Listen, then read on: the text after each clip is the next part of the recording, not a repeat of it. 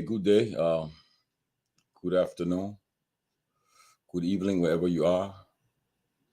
Welcome to this special edition of the Closing Argument. Today is February 13th, 2024, Wednesday, and we have a special edition of the show tonight, and we'll be having as our special guest the Honorable Musa Hassan Birete, District 7 representative for Nima County, and also the chairman on national security in the Liberian House of Representatives.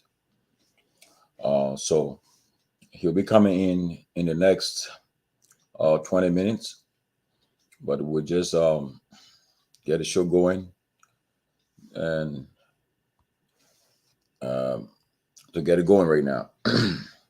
So welcome again. It's good to be back. The first person I see is Alvin D. Choice Weah, following from Minneapolis, Minnesota. Welcome, Alvin. And the other guys will be joining us. Well, we are live on Truth FM, Truth FM 96.9 in Bam, Saclapia, Nima County, and Hot FM 107.9, Snapper Hill, Monrovia. And producing we have Ato Bola, we have Heron Jala. They are our producers for today. Again, we happy to be back on the show. My other colleagues will join us later. But I'm so sad today because last night I received the news about the passing of my former pastor of the Tomalin Memorial United Methodist Church in Painesville, Weaver Avenue, Painesville City, Reverend Mother Anna Bang. That was so shocking. I remember it was pastorship of the church. We served in the choir, the junior choir and the senior choir, and later on, we were head of the young adult fellowship, doing her pastorship of the church. And we learned about her passing last night, and I'm deeply saddened by her passing. Reverend Anna Bang, former district superintendent of Monrovia District of the Liberian Annual Conference of the United Methodist Church. And our thoughts and prayers are with the family and Reverend Momo Pan, her husband, and also my friend Charles Pan and his wife Zoe and all of the Pan family. We want to say our condolences to you all on the passing of our former pastor, Reverend Anna S. Pan. Yes, it's so sad. That's life. We cannot ask God, but we just pray for the family to be comforted during these difficult times of their lives. Welcome our chair lady, the chair leader of the Hard Table in Germantown, Maryland, Madam Makan Charlotte Randall. One of somebody you can call a reliable and dependable friend. Makan she's I consider her apolitical because she has friends in all sides of the political divide. She's just someone who will question your political affiliation. She welcomes, her place is open. We go there Saturdays on the weekend and we have fun. People from all walks of life, from CDC, from UP, from Liberty Party, from ANC. We are all there and we have fun at her place. She don't, one thing about her, she don't get involved in the conversation like they say, taking sides. No, she just provided a forum and we are there. People having discussion. In fact, that's the only place. That's the only place. The only social gathering you find our my friend Keff. Keff is comfortable. Kev will go there. He eats free there. He drink free there. He He's comfortable around Makan. And anybody who goes around Makan will be comfortable because she's a darling. She's very caring, and she opened her hands to everybody. Very nice, very, very nice human being. She cooks very well too. Forget it. If you want somebody to cook good food for you, contact Makan. We call it the cheerleader of the hard table. The hard table is everybody there is equal. Everybody there is important, and we interact. We're very comfortable. In fact, last year I missed her 50th birthday. Makan had people still talking about her birthday, and her 50th birthday lasted for 3 days, and it was well attended, well organized, well planned, and people still talking about her birthday. She really put in a lot into it, and I was in Liberia, so I saw people, the pictures and the video. People came from all over the place. Friends met there, and they still talk about her birthday. That's Makan Charlotte Randolph. Whenever you're in Maryland, the Germantown area, just if you can find, you want to eat something good and have fun with Liberians and other nationalities, whatever the case, just ask for Makan Charlotte Randolph, the hard table in Germantown, or call me, or call Keff. Call Makan, they will show you the place, and you will have fun there. You will enjoy. You always want to go there. In fact, people from when government officials come to Washington for official business during the leisure time, they also find time to visit her. They go to the hard table and they have fun. And we know the new government are in power. The people, in fact, the hard table is, you see, that don't mean the hard table is important because two of our members are already in the government, Stephen Johnson and Bill McGill. And Stephen is deputy at the Civil Aviation, and Bill is deputy minister of finance. That's the hard table, and mind you, we have heated debate there, heated discussion, but at the end of the day, we come together and we are all one. And Makan is always, I haven't seen that lady get mad before. On a serious note, I've never seen her mad before. So I know she get mad, but she never show it to us. She's always welcome everyone. She don't pick and choose among her guests and friends, her visitors. Treat everybody the same. And that's her. That's the kind of a person we're looking for, to call very reliable, dependable. So that's the high table. Welcome, Makan, and everybody who watching. As I said today, we had the Honorable Musa Hassan Bility. He is Nima County District 7 representative and also the chairman of the House Committee on National Security. He'll be talking about the AFL's soldiers' wives protest that led to the eventual resignation of the defense minister, retired Major General Prince C. Johnson. And also he has a bill that he submitted. He's the author of that bill about an amendment to certain provisions of the Liberian Alien Nationality Law of 2022. Yeah, so Musa Bility will be coming tonight to talk about what happened that caused the defense minister to resign, also the bill he submitted. But in the meantime, as you are aware, today the president of the Republic of Liberia, His Excellency Joseph Human Boakai Sr., has nominated additional officials to positions in government affecting the Liberia National Police, Ministry of Transport, Post and Telecommunication, the Ministry of Mines and Energy, the Ministry of Foreign Affairs, the Ministry of Transport, the Ministry of Justice, the Ministry of Labor, the Liberia Business Registry, the Liberia Civil Aviation Authority, the Liberia National Security Agency, the Civil Service Agency, the National Oil Company of Liberia, and the Liberia Drug Enforcement Agency.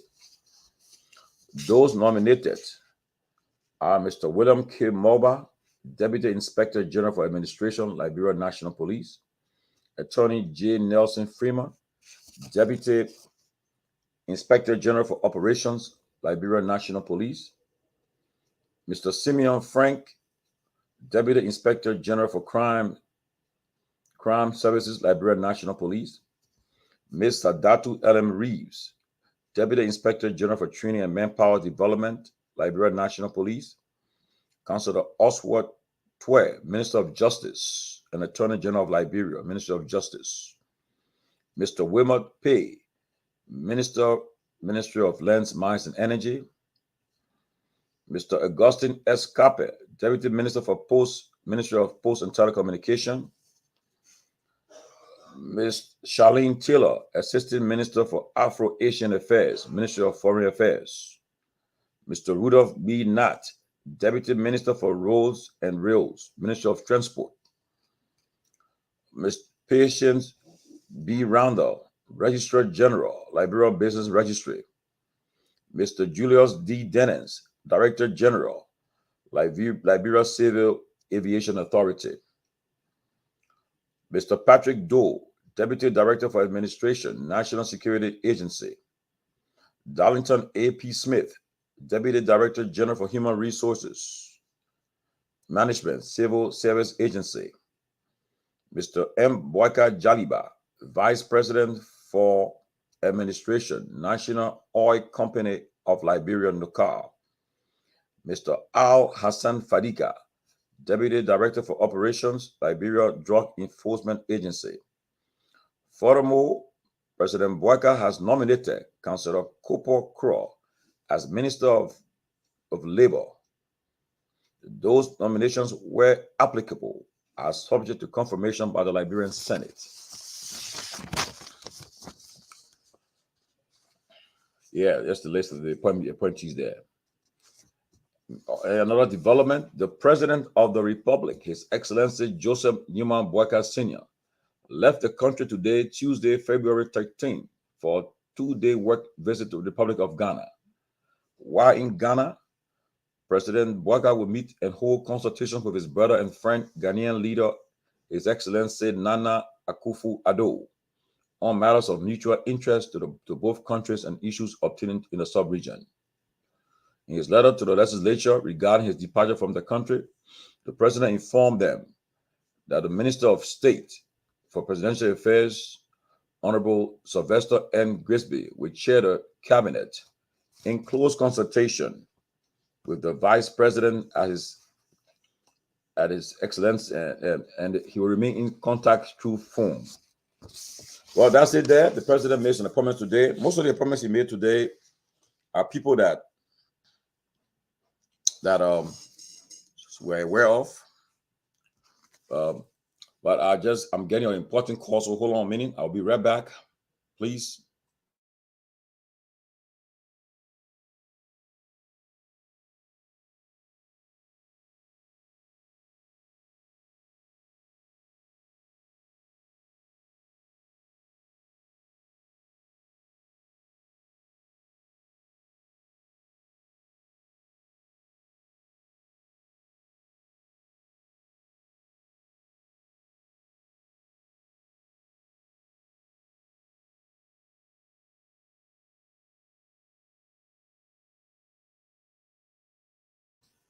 Yes, I'm back. I'm sorry.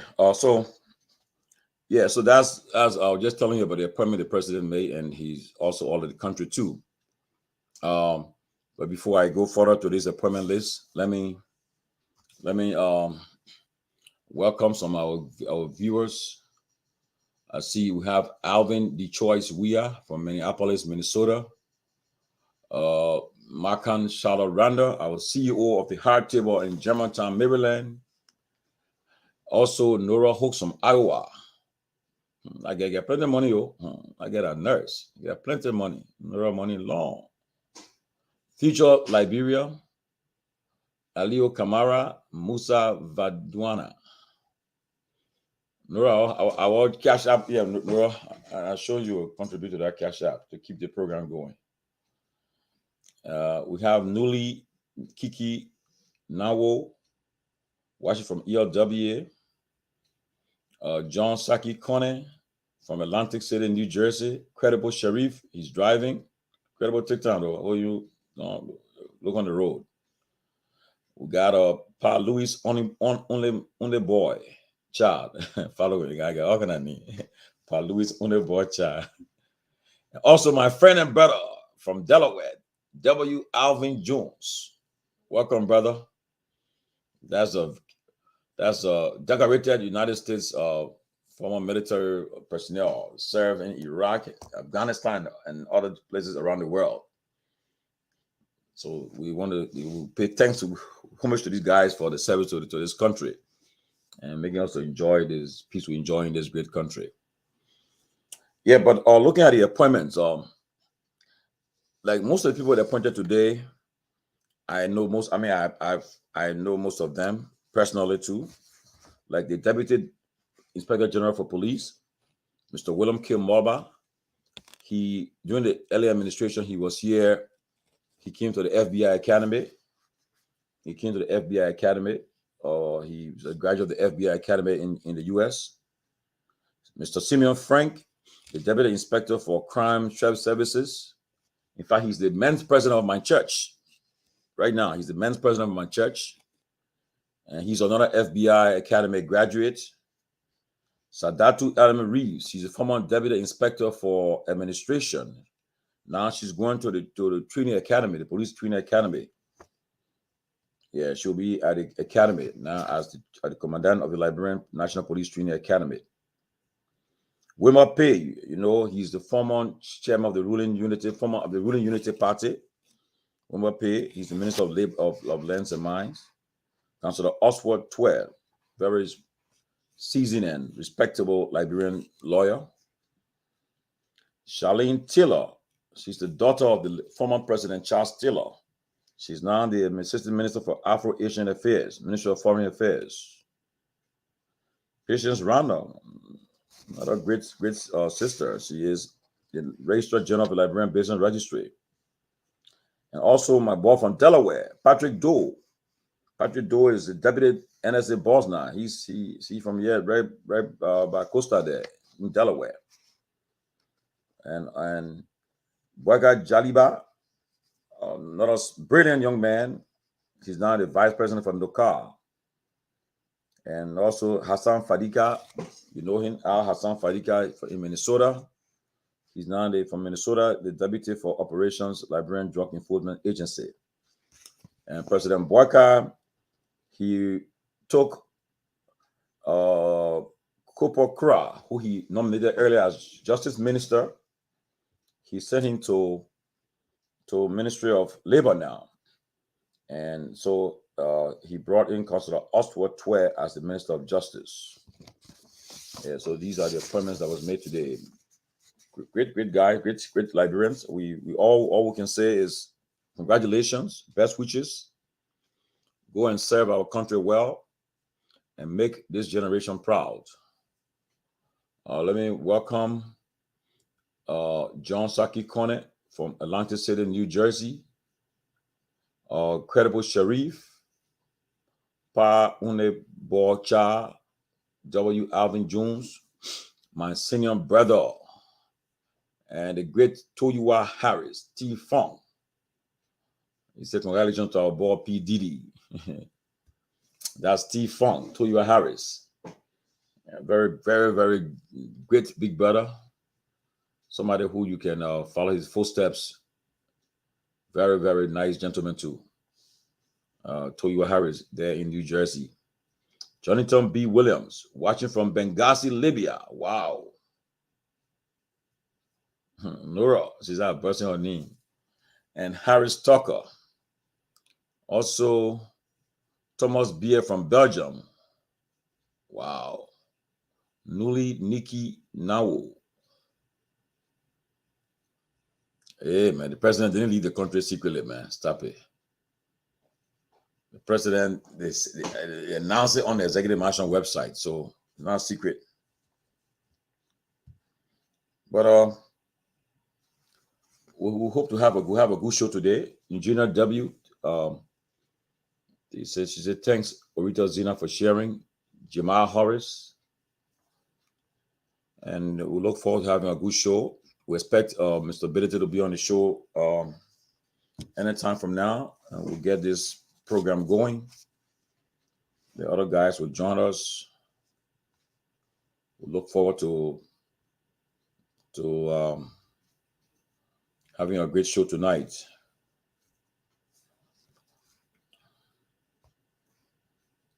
So, guys, as soon as Mr. Benedict comes on, we get it going. But Henry Jala.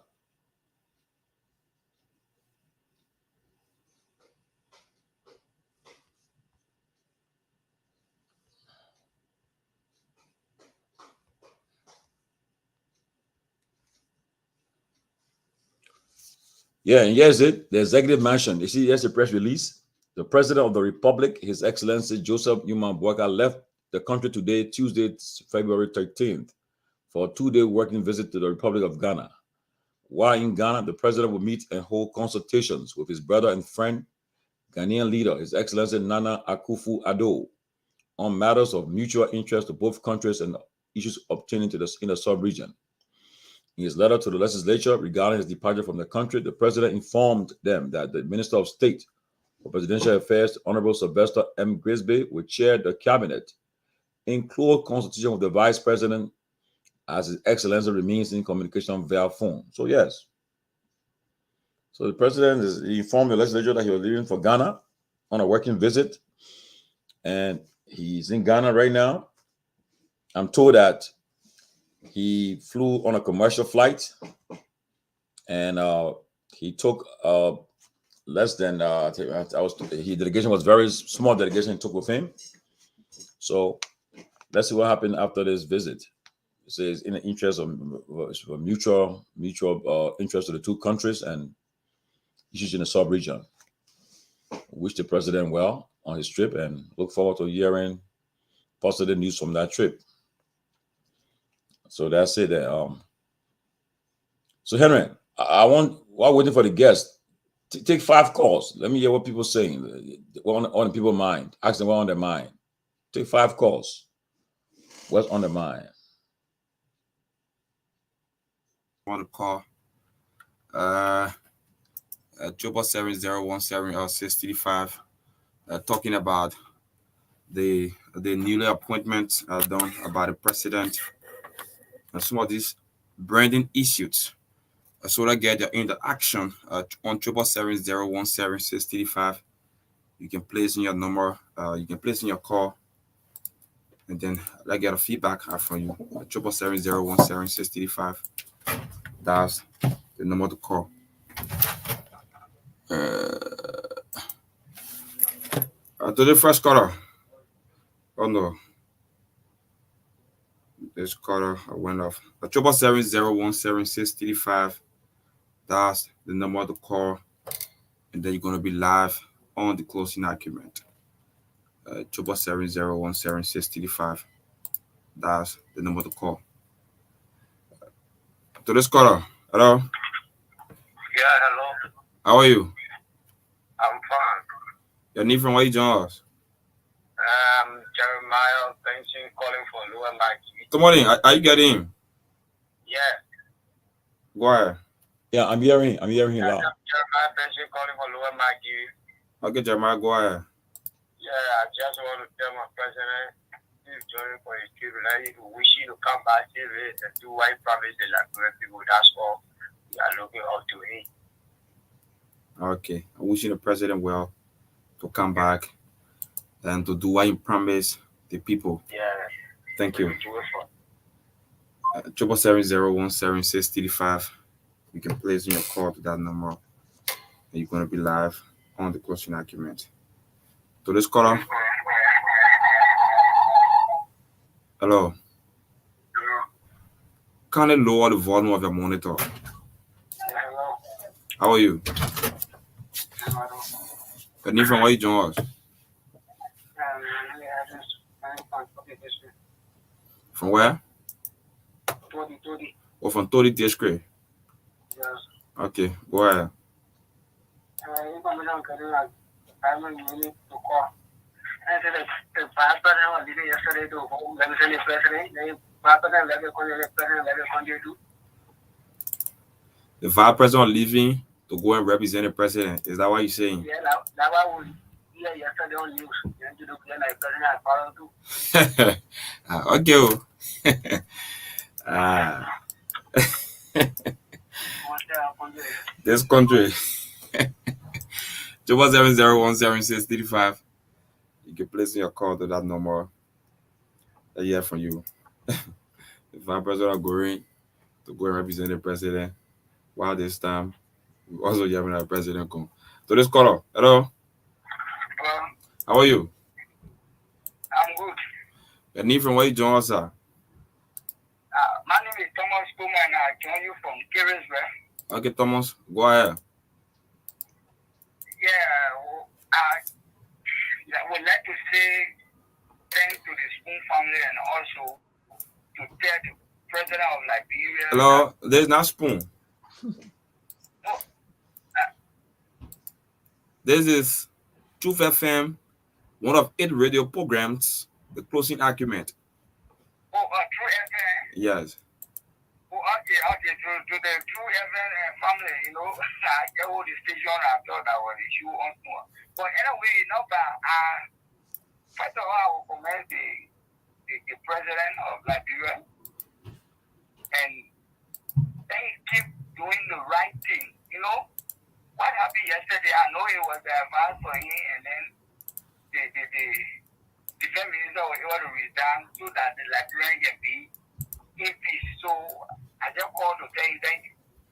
Okay, thank you. 7701765. This is not Spoon FM. Please. This is True FM running one of 8 radio programs in Argument. It comes your way at 9:30 Liberia time and 4 o'clock America time in the But our panelists, they were on Spoon FM before. They used to be on Spoon FM. That's their former network. But now they are on Truth FM 96.1.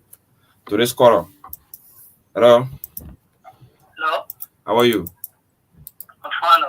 Your name from where you join us? Emmanuel Estama, joining from Kingsway. Go ahead, Emmanuel. I just want to tell the Liberian and the president want to go negotiate from Liberian. You don't go there when you want to go for treatment.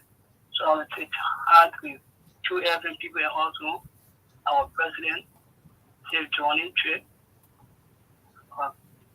Okay, thank you. The president went to negotiate. All right. 7701765. You can place in your call. You're going to be live on the closing argument. So this caller. Yeah, I think. I'm good, boss. What's up about you? Yeah, thanks for my life. Your name from where you join us?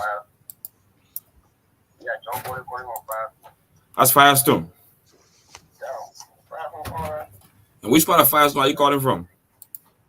calling on Regent City as well. Oh, Regent City. Okay, that's good. Make your point.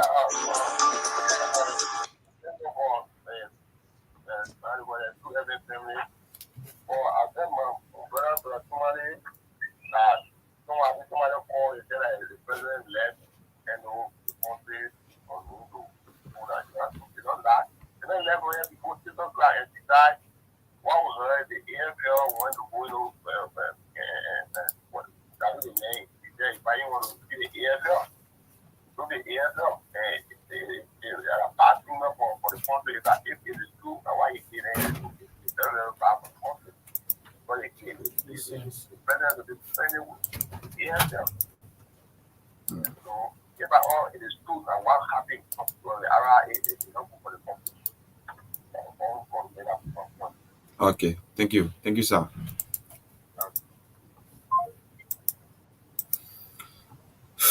That's it. Take one more call, okay? The last call. Okay. So this caller, how are you? Hello? No, I will not keep you on the line. Please, you have to go forward. Just blow the radio. Yeah, I'm moving. Okay, go ahead. Your name from where you join us? Yeah, I'm calling from Broadway at Chepe Mamu. just telling you thank you for your show. The feedback still coming. Yeah. Pray for our president and leave the country so that he will come successfully. Okay. And we pray the thing that happened yesterday, we will not get in different thing again. We pray so that you will understand. You will understand the Soya people too will understand him. They will get one war because we don't want to go back to the place where we coming from. So Okay. I just telling you thank you for the show. What your put on to know. Okay. Thank you. Thank you for calling too. All right. And thank you for always following. All right. Thank you.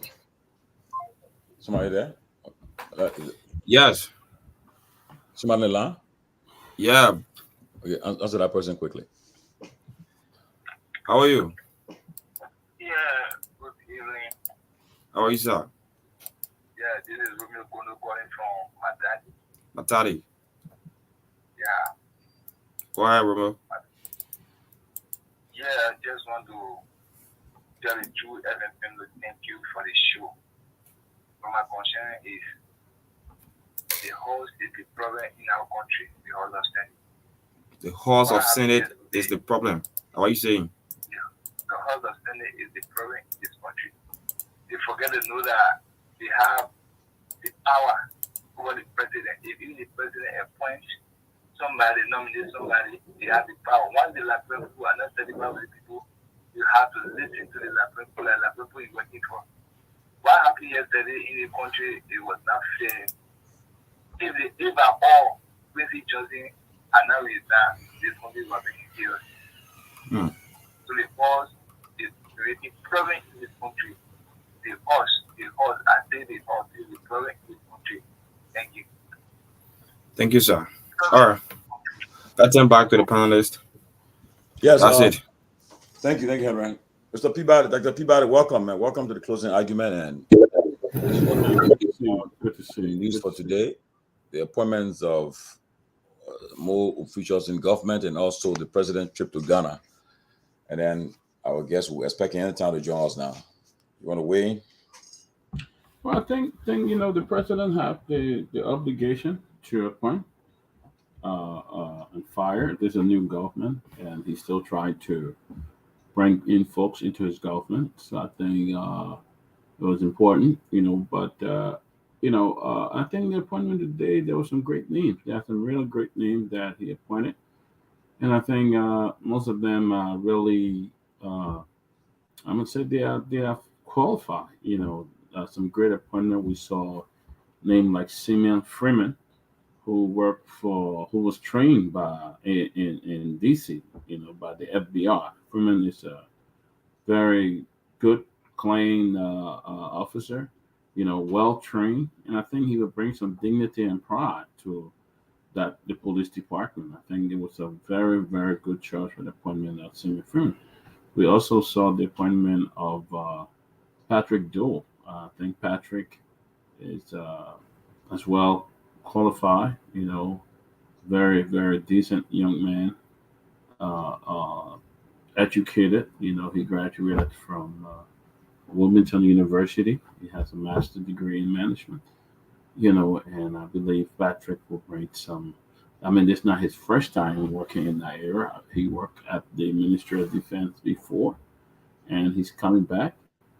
So I think Patrick will bring some dignity and pride and some transparency to that department. And there were others that were appointed. I think it was a great choice, and I just wish all of them the best on the appointment here today, and hopefully they actually get to perform, go and serve your country well. Especially I can vouch for my two friends, Patrick and Mr. Simeon Freeman. Very decent man, quiet, but he well calculated, know exactly what he wants and what he wants to do. I remember last year we tried to get him on the previous shows that we were on. And he like, no, we kept calling to come talk about some of the security, especially when the killing was taking place of the auditor.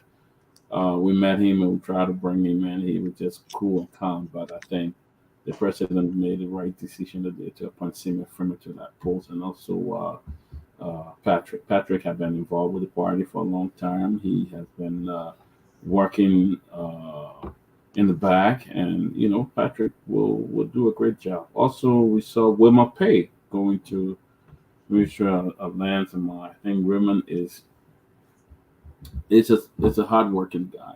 I watch him from the party with what's the guy named the late Dr. Cassell. He was part of that, and I think Woodman is a no nonsense person. He will tell you as it is. He will tell you exactly how he feel and how it should be done. And if you don't like it, he would go. But I remember him on the June 7th protest. He was one of those who was giving remarks on the June 7th protest. Well, very, very educated, well educated guy. And I think women will bring some great substance to the Ministry of Land, Mines, and Energy. I think women will do a good job. As I said, we want to wish this brother all the best. On their appointment, and we just hope that they will discharge, like the duty. They will work in the interest of the Liberian people. They should not follow the excitement and go and fall in the cookie jar. Don't get caught up in the cookie jar. But at least the president live up to the expectation that the president have for you and to put you in that position. So I think today appointment, I think I must admit that it's very, very great. There are some great names. I don't know the other folks. I don't know much about them, but there are a few folks that I saw on that list that will really bring some credibility to the ministry as well. So I just hope that they live up to it. But also on the president traveling, I think to me it has become. I don't know what's the problem about leader. I don't know. They forget that they are serving the people and they were elected by the people when they're leaving the country. It's important that the Liberian people get to know. But if you have the president traveling, there's nothing wrong with the president traveling. But folks are not sneaking the president out of the country and the Liberian, and then the president leave before the country get to know. I don't know whether that is any kind of security reason or anything. But what was the essence of pretty much sneaking the president out of the country? Why not the Liberian people know who's traveling? I mean, where is he going? Who's traveling? Who's on the delegation? I think it's important to let the Liberian people know when the president is traveling and who should be on that delegation and all of that. But again, I wish him good luck on his trip and the discussion and meeting with who he needs to meet with. But I think it shouldn't be a secret when the president of Liberia is traveling. I mean, I think the country deserves to know. That's it. So we need to. Well, I wish him good luck on his trip and his first trip as president of the Republic of Liberia. Ghana is a sister country to us. Ghana. A lot of Liberians live in Ghana, and we have been hosts for thousands of Liberians, including myself, since 1990. I was there in Yeah. 1990 on that refugee camp as well. So it's important. It's important. You know. Well, I want to welcome for the first time since he became representative of from District Number 7, Nima County. He's also the chairman of the Liberty Party, and also he is the Honorable Musa Hassan Birete, and someone who is no stranger to the press. So we want to welcome him. And Mr. Birete will be our guest tonight.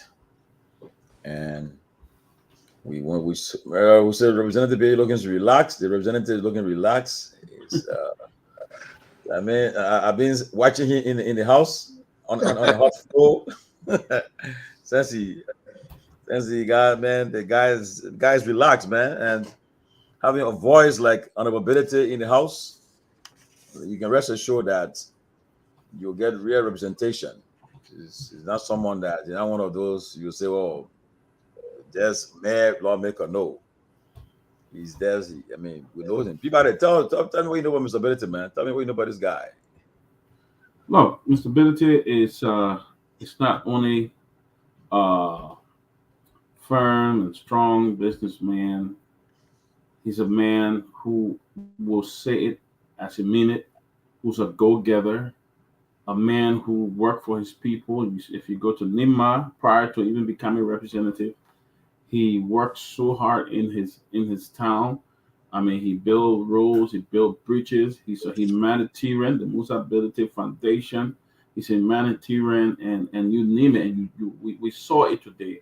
The bill that he put on the floor, one of the most important that every Liberian has been brazen for. You know that bill that he brought up today, and we are looking forward to hear more about it. But this is a strong man. This man, Musa Hassan ability, man, he's a rock. I can tell you, nothing can break him.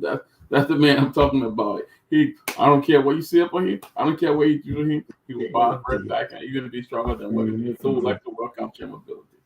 No, I don't want to do Yes, that's the Honorable Musa Hassan Ability, District 7 represented in Nima County. In fact, prior to him becoming elected as a representative, he undertook a project in Nimba that I visited for the first time in Sacré-Pied.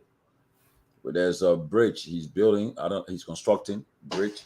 They have been there since the funding of that area. In fact, they were using to get across to the other side. I think the president now, yeah, he donated that I don't know how to call it, but how to call that stuff. But using it to the children will get on it and pull it before you again. They can just ride you across. But Mr. Ability undertook that project. And now that county is open. That part of the county is open. People will be able to drive and make their way across the encyclopedia, multinational project that costs hundreds of thousands of dollars. A self-help project he undertook, and maybe he'll tell us more about that project as we engage him today. But Mr. Ability, it's good to see you, and congratulations again. And welcome to the closing argument since 2024, and since you became installed as a lawmaker. Welcome, sir. Yeah. Wow. What a difference few months can make. Dr. Peabody. Yes, sir. I've seen you for a while, man. Good to see you, sir. Good to see you. Tomalin. Yeah, Chairman, what's up? Look at my chairman. I don't even know what part of the war he is. Ben? Yeah. Ben coming, Jenna. I have absolutely no idea where my chairman is. And then where is Keff? Yeah, Keff He'll soon coming. be coming. He had a doctor appointment earlier, so. Oh, okay. Yeah, gentlemen, we signed up for this. The struggle to change our country has begun, and we're committed to it. We did not choose to be representative for personal gain. We have set out several goals for ourselves and for our compatriots, like you guys, who have fought harder than some of us, got to where you are, and to ensure that your success in life is not a curse on you, on your country. It's the most unfair thing I've seen. And one of the things that pushed me to run for representative is what I did today, to bring fairness to our game, to be fairness to all of us, to you, to your children, that one should not fight so hard only to go and be afraid that you cannot share your success with your people. That Liberians for far too long have been hiding their passport in their back pocket. Some of them have been forced to pass through Ghana, even if they have foreign shorter and cheaper means to leave Liberia, because they didn't want anybody to see that they have foreign passport. It's just wrong. That Timothy George or Dr. Peabody will come to Liberia. I don't know if Ben got foreign passport. but that you have to come to your own country. Chairman, Yes, sir. oh, man, I miss you, man. Come, make it come, man. I know, right? Not because your friend not president again, so you abandon the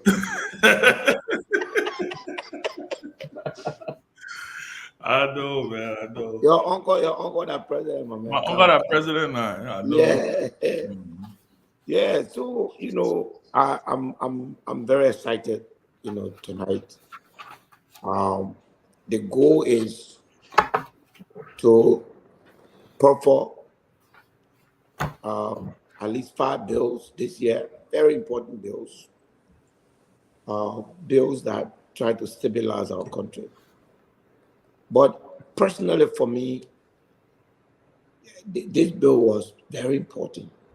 I didn't see the logic in us here designing our constitution, our way of life, be holding on to America in everything we do, and yet when our citizens go there, go through the rigor of becoming American citizens or borning their children, and that those children don't have the opportunity to call themselves Liberians. It was hard for me.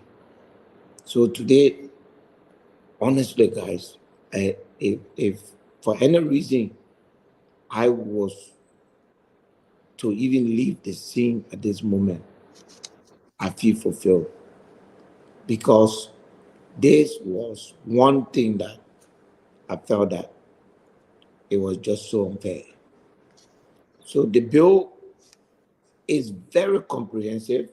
It has a complete review of the immigration laws. There are areas where it makes bad references to women.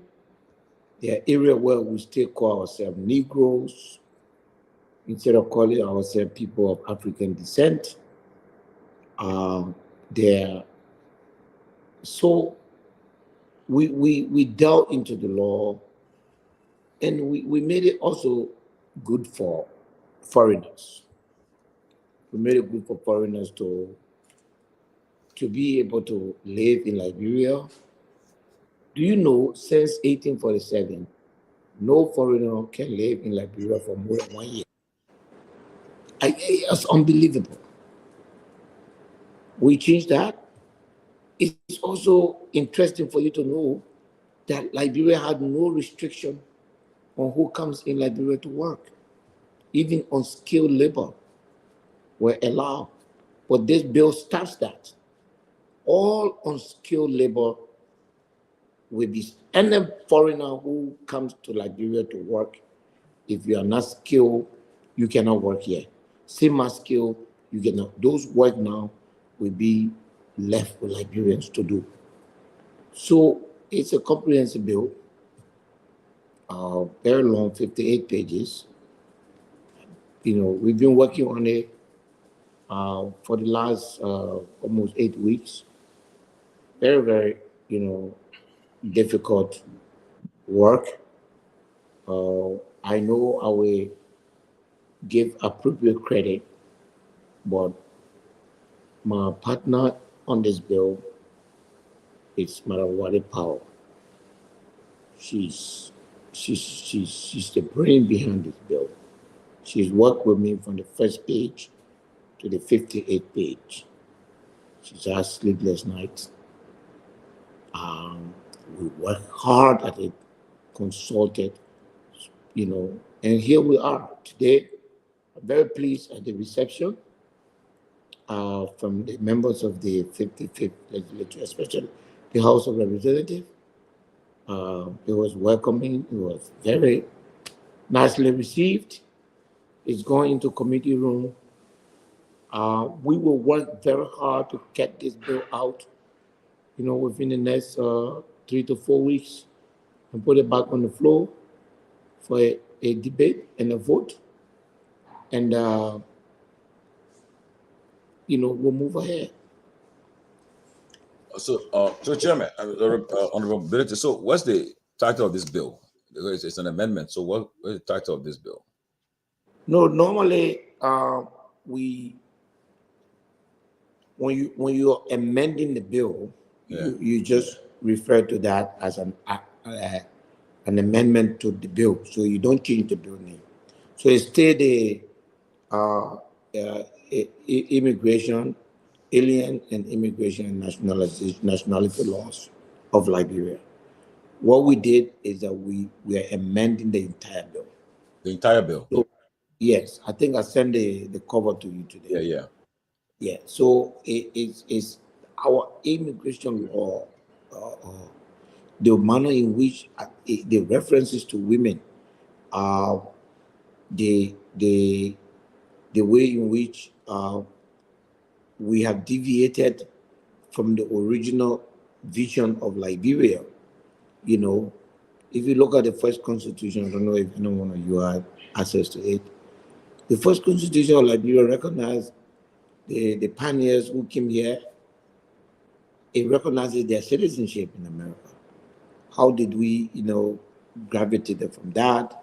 And then we're protecting ourselves so much that now we're protecting ourselves from ourselves. Benji, the son of Ben Sanvee, should not have a Liberian passport. Tomalin, your daughter should not have a Liberian passport. Dr. Peabody, how? Do you guys wonder why our children in America have no emotional relationship with Liberia? These are some of the reasons.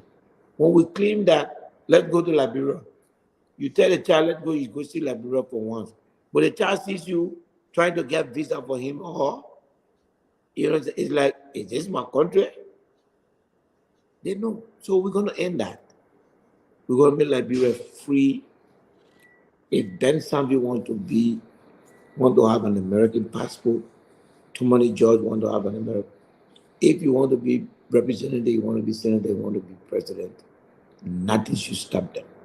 The meaning of the word inalienable right, it means that you cannot be separated from that right. Julius, how are you doing, sir? I'm doing good, boss man. How are you? Thank you.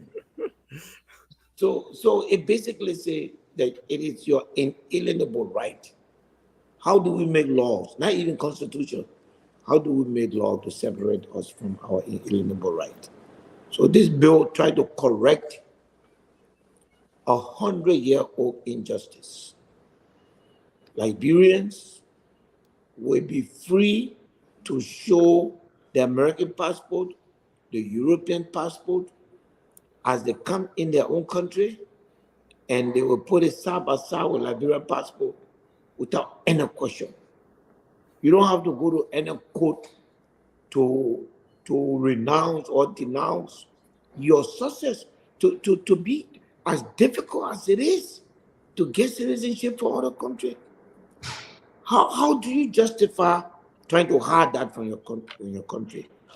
How do you justify your country making law that you must denounce what you have proudly achieved? We want to take this away. And the foreigners also have a part in this bill.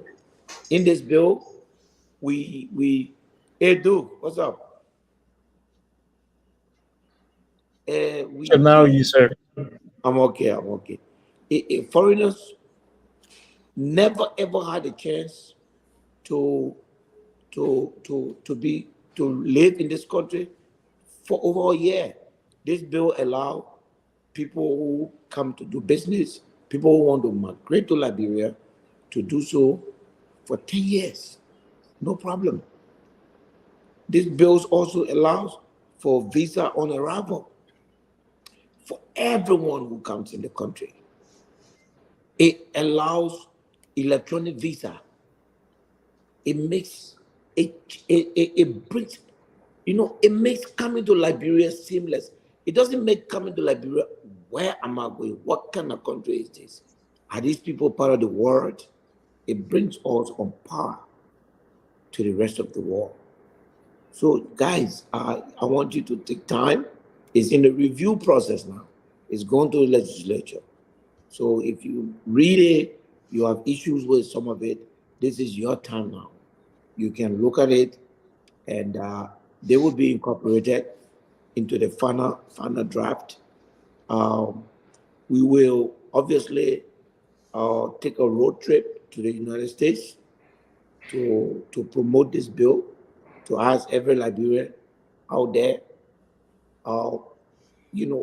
Maybe you guys don't know, but when you people stop sending money to this country will stop running as a country. And this bill is to recognize that. Is to recognize that without you guys, we cannot live as a country. So it's a shame that it has taken this long, but hey, it's better late than never. We will correct this. We will make sure that once a Liberian, always a Liberian. Nothing must take that from you. It is your natural right. And that right must extend to your children. John McCain of the United States was not born on the soil of America. The laws of America gave his parents the right to call him American. So at the end of the day, we have to give the same. We cannot be saying that we value America, we want to live in America. Then our laws are so archaic, colonial, and scared. I don't want to be afraid. I don't want to be afraid of Lofa Julius to the extent that I'm going to stop him from running because I feel that he's going to defeat me. So I'm going to make laws that will say, oh, Lofa Julius cannot run. We want to stop all of that. And that's why this is the first, for this year alone, this is the first of 5 bills that I intend to profile for my first year.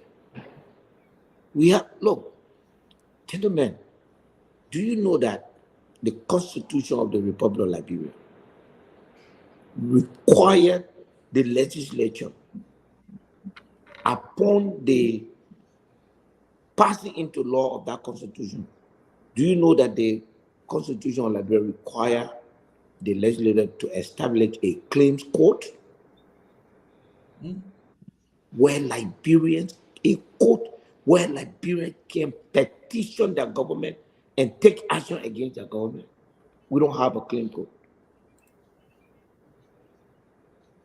The Constitution says we must have a claim court since 1987. Because this Constitution, I think, is 1986, and it's still 1 year after passage into law.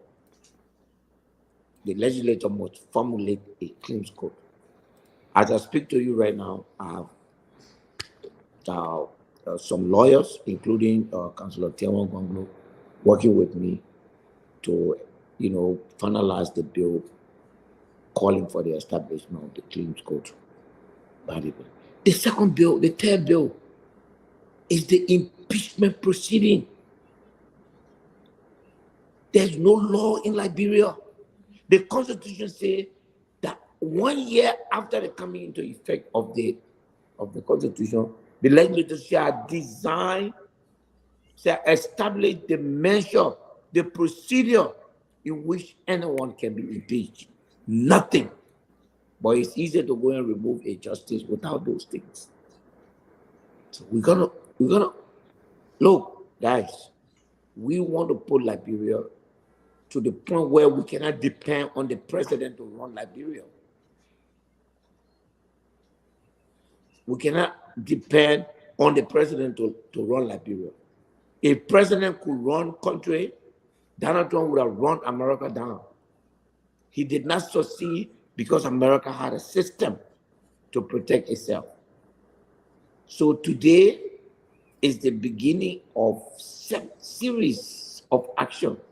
Besides what you see or do on the floor there, and we're very proud of that, we have an agenda that when we leave, the country will never be the same. We'll make sure that we put this country to where it belongs. Now we have the chance to prove to Liberian people who we are and what our true intentions are. Peabody coming. John Benedict, let me commend you for taking such a bold step, because this is one issue that a lot of the lawmakers, some have kind of turned away, they don't want to be involved, had a lot of, but you took a bold step to try to bring about this bill. One of the things you talk about in this bill that you talk about folks coming to Liberia, if they don't, especially those coming to Liberia and looking for employment, if they don't have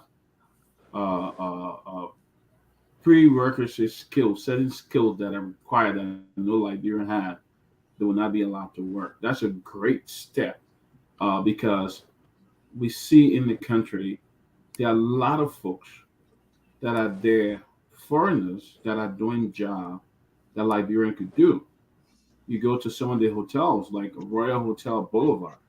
You have the manager for the bar or the kitchen, everywhere to be either Lebanese or somebody of some foreign descent.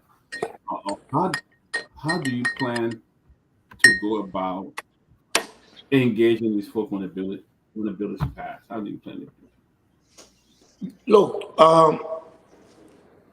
one of the mistakes that lawmakers have made, and I'm happy, I don't know all, but I speak to a lot of people. And one of my friends told me today that if you make the law, there are several things that comes after. Even the forms people fill in when they apply for visa will change. The forms they fill in when they enter the country, it will change because the law has changed.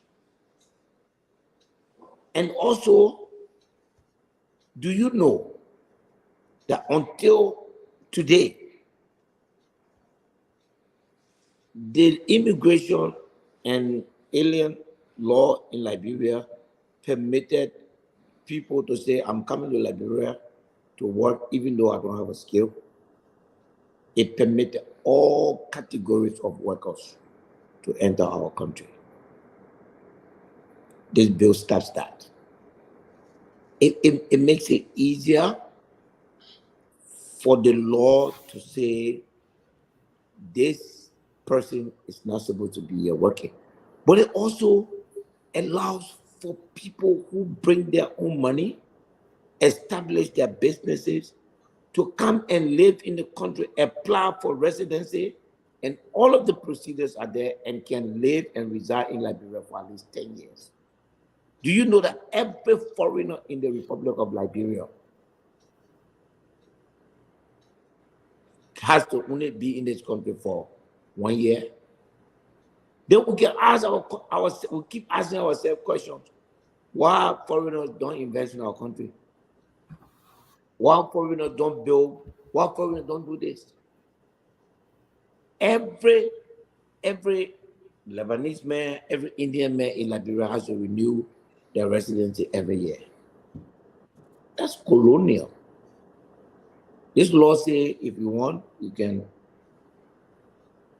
pay $1,000 and you can extend your residency easy. You can apply online for visa to come to Liberia. You can get on a plane to come to the airport and pay for your visa at the airport and enter Liberia. Kenya, Ghana, so many countries, larger, bigger, better than us, are operating like that. if you want to be different, you have to act different. Exactly. So But yes, yo, yes, sir. Go ahead. let me ask you this. It's 2 in 1. How many of your colleagues are joining you on this bill? And secondly, what about some of the Lebanese that were born in Liberia? But yet and still we don't consider them to be Liberian citizens. We have people from Lebanese descent that were born in Liberia. I mean, they grew up in Liberia, went to school in Liberia. Some of those kids are still not entitled to having Liberian birth certificate or Liberian passport. This law would deal with that. This law would deal with that. This law discriminated against Liberian women. The current law does not allow a Liberian woman to born a child, and that child is called Liberian. This law will deal with that. So every Liberian, when you have a child, your child will be a Liberian.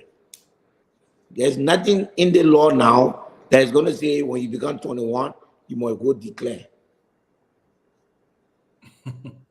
When you are Liberian, your parent, one of your parents is a Liberian, you are entitled to Liberian passport. If you choose not to have it, that's entirely up to you.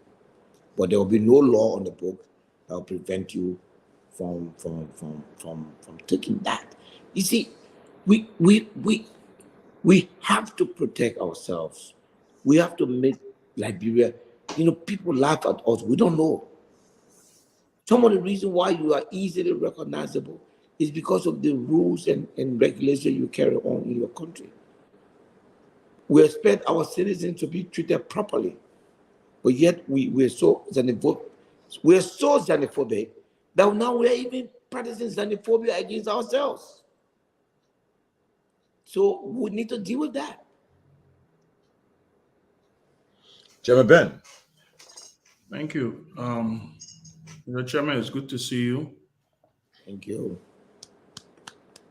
Sorry, I'm trying to send this message, but it's good to see you, and thank you for doing what you said you will do. I know we had this discussion prior to even you getting elected. This is something that you and I'm not surprised because I know even some of the things that you were talking about, some of the other bills that you were talking about.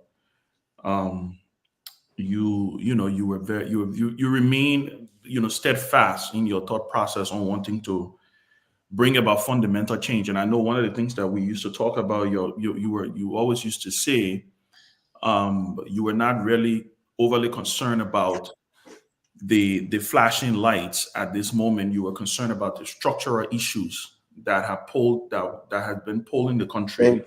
Thank you, Ben. Pulling the country back. And so I'm glad that you are living up to your word.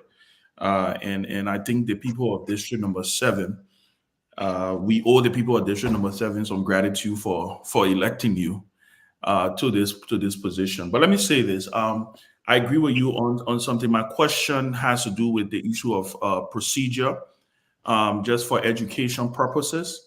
I want you to just let the country. First of all, the president needs to sign this. I know it's an amendment. It's an amendment. It's an amendment to the existing alien and nationality laws. Does it require presidential signature?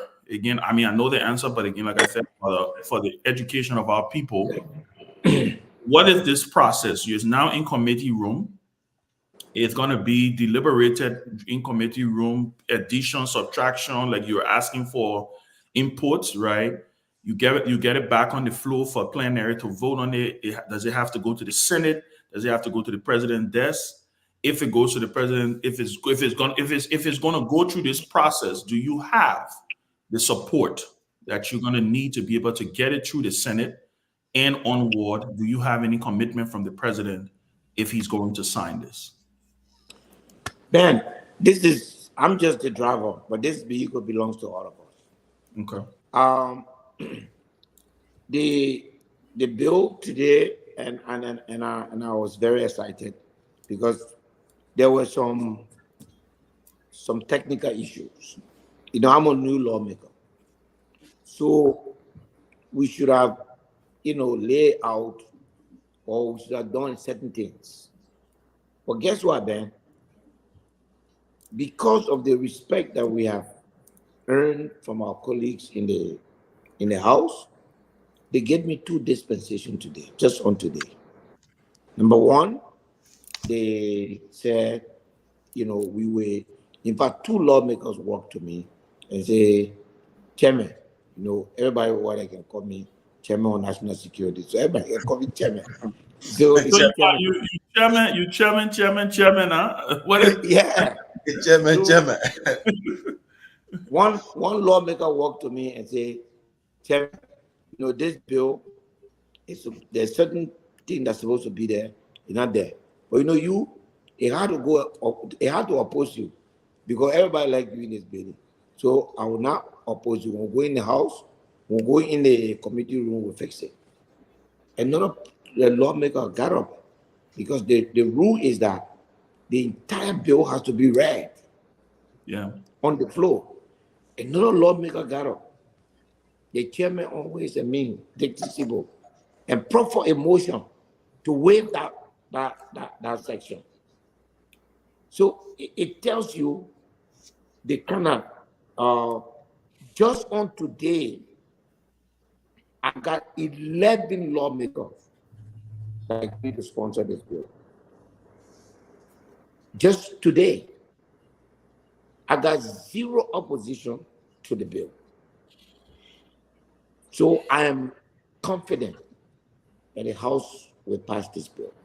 In the upper house, I've already started talking to my compatriot. I know I had a chance moment with Senator Dillon today, and he and I talked about it. And I told him, I know you support this bill because I got your recording 4 weeks ago, and we were just joking. I say, you just told me 4 weeks ago that you support. So we joke about it, but he definitely supports the bill. All right. So again, and I'm happy that we have goodwill in the 2 houses. And then guess what? Everybody needs this bill. Everybody has connections in America. Everybody has family everywhere in the world.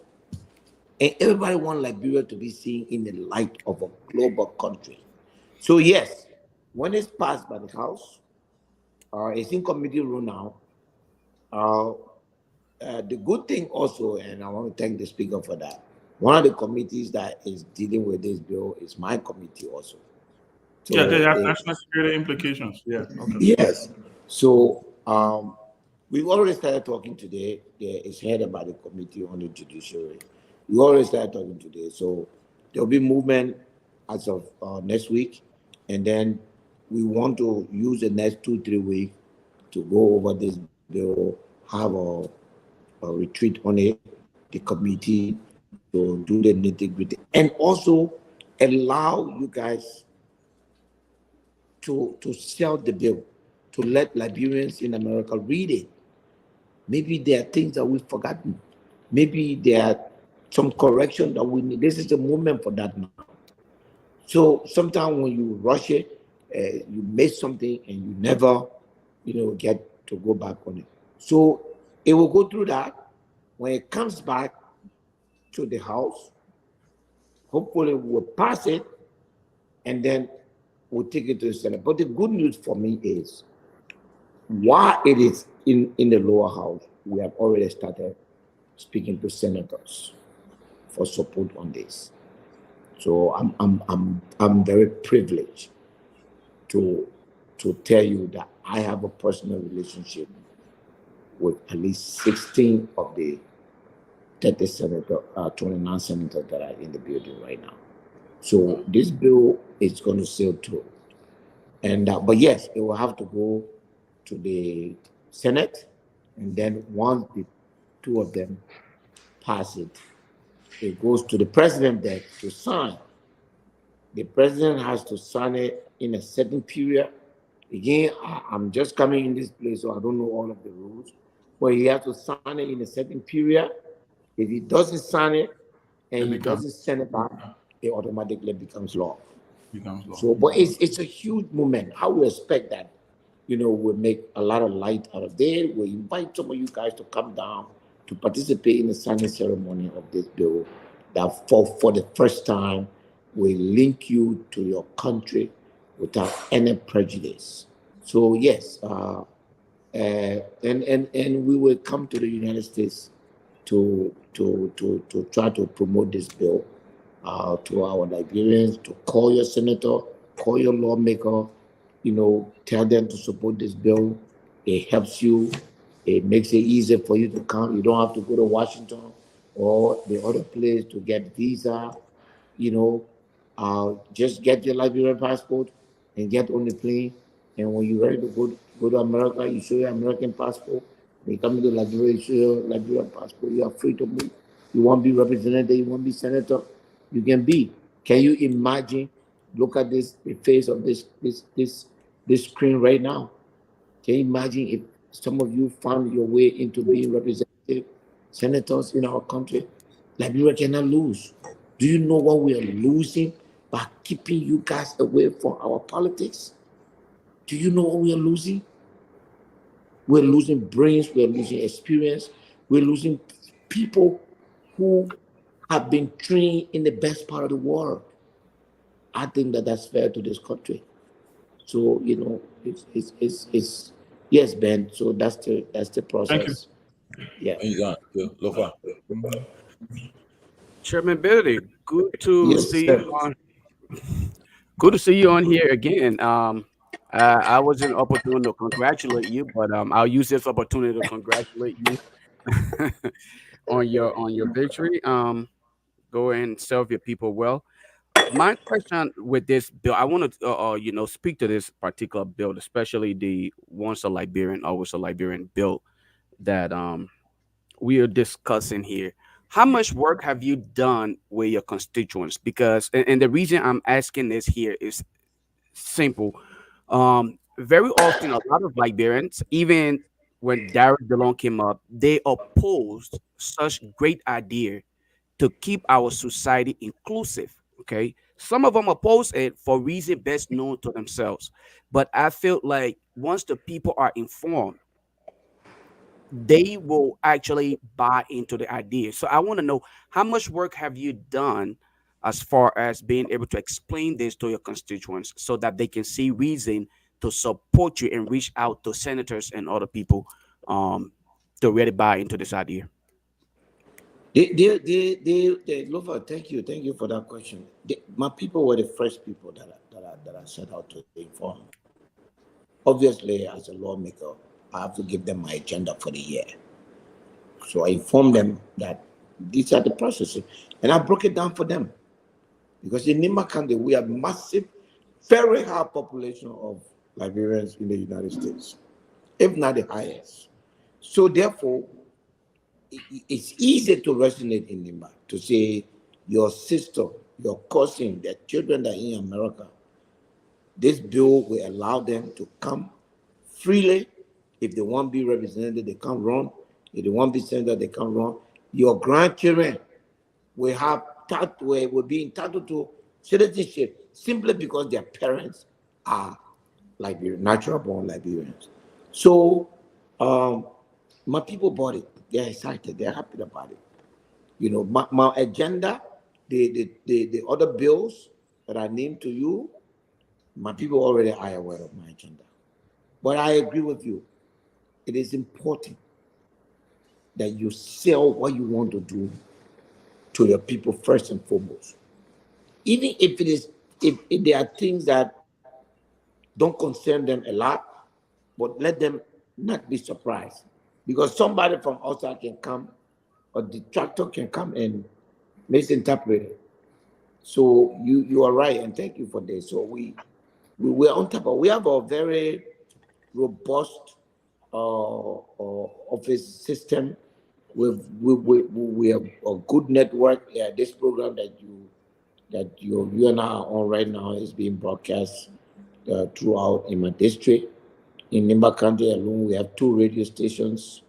One is beaming towards the southeast, which you guys are being heard there now, and the other one is beaming towards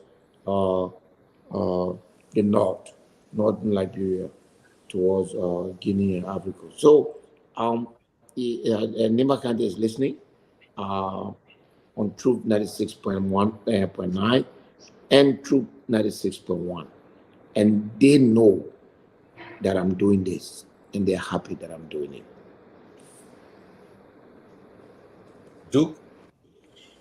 Thank you, Chairman. It is great to see you. Congratulations. I know I haven't had an opportunity to say that formally, but Yeah, Duke, man. publicly, Man. publicly, I'm happy that you were able to get that too. Chairman, one of the things that um, you know uh, during the entire campaign period, but one of the things that I remember, just being very focused on is how well versed you are, and this whole thing about progress, and the way in which you value that aspect. So it doesn't come as a surprise that you're pushing for such a reform. Um, the first thing here is, there will be people out there who may have a little bit of skepticism about the bill. There's been the different arguments that have been put forth in terms of, Liberians or our brothers back home, and protecting their own interests. And you may mention the reference of the jobs and all of those things there. What do you intend to do to be able to put people at ease? Possibly by bringing more clarity about the bill and just letting them know that this is not about taking something away from you, but possibly being more inclusive to consider everybody. That's the first part I want to angle to. Okay, so thanks, Duke. One of the things that I try to do, not to make myself a populist leader. Populist leaders always say only the things that people want to hear. I don't want to be that kind of leader. So there will be time that I will do things that majority will not like, but it's just the right thing to do. If anybody is opposed taking a compatriot, Duke, born in Liberia, delivered in Liberia, naturally, if I offend anyone trying to reconnect him to his country,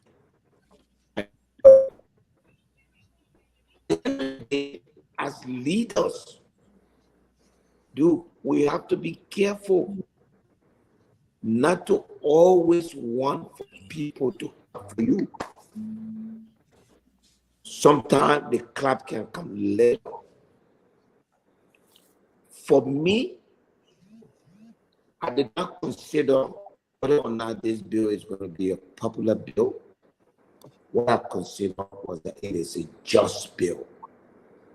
It is to bring justice to my fellow compatriots. It is to bring justice to my own children. I have children in America that have American passport. They enjoy moving because they are under 18. But at some point in time, if this law is not passed, they will be under some kind of visa. My daughter informed me that she wants to do diplomacy and political science. It means that she intends to follow her father's footstep to become a politician. Should I leave a legacy of discrimination for her to deal with? No. I don't want to leave a Liberia that will tell my daughter to say, you can't run to be president, or you can't be vice president, or you can't be representative, because the law that is in this country does not allow you to be. She will ask herself, my father, a lawmaker, what did he do? So yes, there are times that I understand, Duke, that people may not like what I'm doing. And so far, I'm not saying that. But there are some politicians who, may just be afraid of competition. But at this point in time, Duke, we just have to learn to do the right thing. We have to learn to do the right thing. And the right thing is Tomalin George, Duke, Peabody, Lofa, Ben Sanvee, their children. There should be nothing that will stop them from being Liberian and from doing what. And I'll defend that energy. And I'm happy that this bill has received some very positive feedback, and also even from the upper house, my colleagues that I'm talking to, I met about 4 or 5 senators today. They're all excited about the idea. This bill is the elephant in the room, my brother. If you see many Liberian officials going to Ghana, they're not going Ghana because they want to go Ghana. They're going Ghana because they cannot travel. They cannot show. When you get on SN Brussels and you say that I'm going to America, you got to show visa, green card, or passport. They can't do that because somebody is going to go and photocopy that and start blackmailing them. I believe that is only righteous to make sure that happens. So this is where I find myself. Thank you, Chairman. Just my final question there. You've been on the outside, and I mean, never been a lawmaker before. But as a businessman, you've encountered a lot of the challenges in our private sector. Some of them from legislation, and I know in the past you've made some references in terms of those roadblocks that have been used to stop the flow, especially for business owners in Liberia. When you walked in the House of Representatives, what was the most surprising thing to you when you became, a member of that body? What's that one thing that you believe that was a little shocking that you didn't expect just as an outsider but coming in? And then in terms of the business aspect, what are those things that you believe from your end that can be done by our lawmaking body to be able to improve the ease of business in the private sector and probably help the government in making sure we can see a rapid expansion when it comes to small businesses in our country?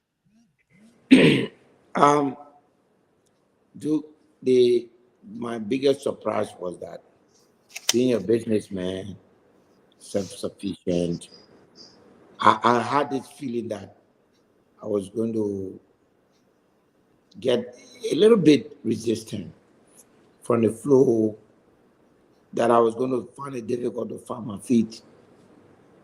But surprisingly, I mellowed in.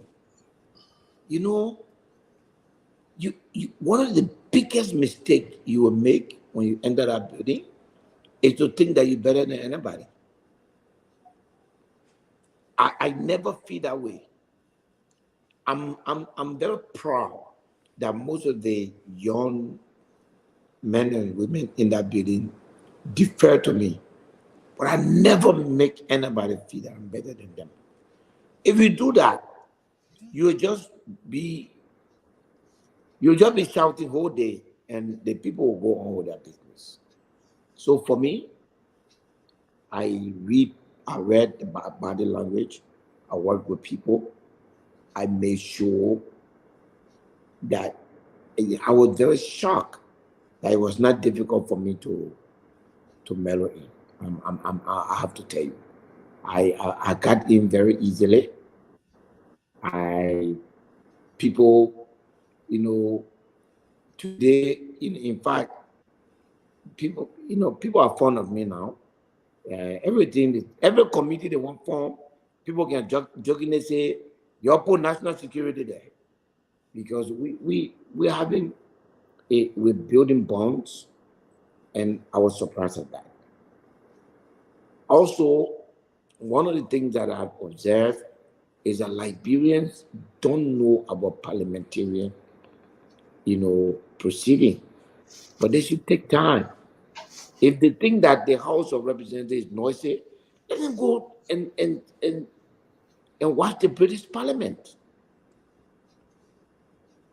In Japan, Japan is number 3 in the world. The parliament, they fight. They take all their cards and fight. So parliamentarian procedure means that you must shout. If you don't shout, nobody's going to listen to you. If you don't tell the speaker, order, order, he's not going to listen to you. So I believe me, surprisingly, I look up to Tuesday and Thursday.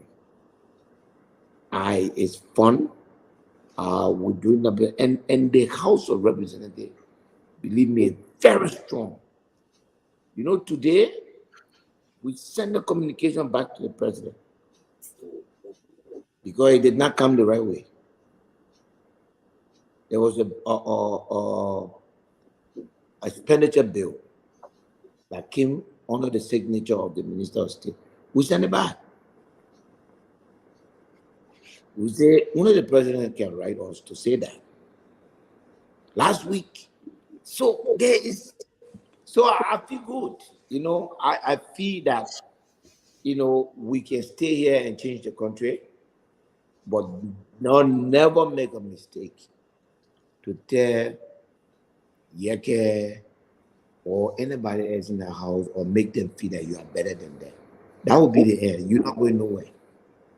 Me, I enter the house. I don't tell nobody my name is Musa Belede. I'm chairman. I'm businessman. I got security behind me. I route a full car convoy. Nope. You're a lawmaker. I'm lawmaker. You call me honorable. I call you honorable. I respect you. You respect me. And start to shout. No children business that we all shout. Because that's how it goes. You got to make the other people feel that you believe that you are just like them. I proffer a bill today, there was no resistance to it. Even to the minor procedural errors that was on the bill, there was support all over.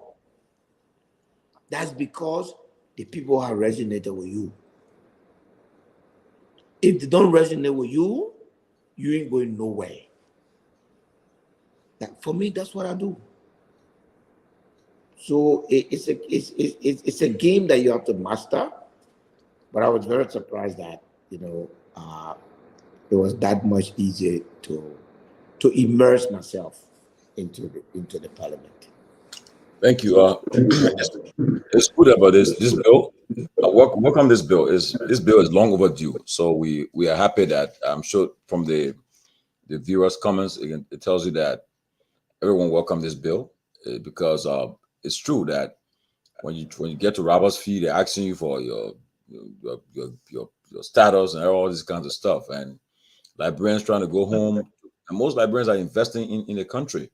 They got to go to the embassy, go to either New York or go to Washington D.C. for visa to go to their own country that they were born in. That they're building their homes, they are invested there, and they are sending remittances there. So it's good. We support this bill, and we pray that as this bill enter committee's room, that when the final version is out, we will welcome you again during the course of it to come and talk about this bill, and we are hopeful that this bill will pass the House and the Senate and the President, and it will become law in our country. We look forward to that. Talking about national security, let us go straight to this issue about what happened yesterday. We have a very young, well-trained military and official, someone who is highly respected in the military. Liberia invested a lot of money into him. Now we found out that he's retired now. He's retired, and he left his position, he resigned, and so forth. But Chairman, I'm sure you're aware of what happened. I'm sure you know, as Chairman of National Security, I'm sure you're in the loop of all what transpired. The Liberian people are watching or listening to you tonight. Can you tell us the depth of which, how much you know that led to this protest, and the Minister of Defense meeting with the president, and the wives of the soldiers meeting with the president? Eventually, he had to resign, and the president accepted his resignation and addressed the nation. and so forth. And second to the question, people are. Do you think there was a right way it was handled? The person handled the right way by the defense minister resigning and accepting the right away? You think other people will not do it tomorrow and say, "Well, we made noise too, maybe it will happen"? What's your take on it? Well, we met the army, the house, someone, the high command of the AFL today. We spoke to them beyond closed door. Yesterday, on Saturday evening, not Saturday, Sunday, the speaker called for leadership meeting for 10 o'clock yesterday. I was in Nimba, so I got up 4:30, and I was in Banga by 5:30, and I met the women on the road in Banga.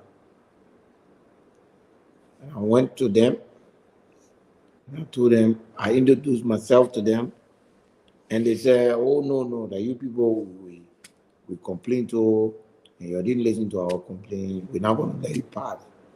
But one of them said, "Because the mayor is from Nimba, and so we're not going to let you pass." So I turned around and went back to Nimba. Based on what the army briefed us with today, there was a serious mistake. The army was fully aware of what was happening. They advised our politicians as to the best way to prevent it, and they didn't follow the army's advice. And that's what got us to where we are. And it was wrong. What happened to Prince Johnson is unfair. The danger we're playing with is that the military should not be polarized. The army, look, here are the facts. This was a mutiny by the army, whether you like it or not. They were behind it. Their wives were doing it. They were supporting their wives. Well, I'm going to talk less on it because the House set up a committee today comprising the Committee on National Defense and the Committee on National Security. We're going to go to the bottom of this.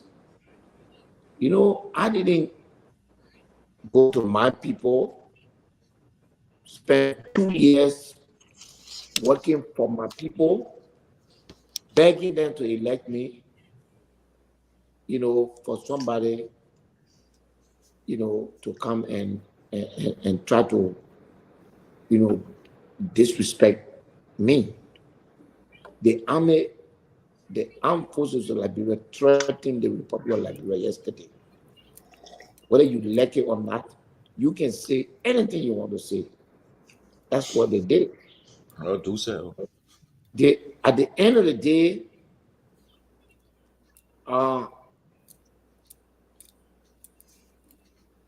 it was, but the regrettable part was that the army advised the Senate not to confirm the minister. Wow. Because they needed, they already knew, our army is more sophisticated than we thought. They already knew that there was tension.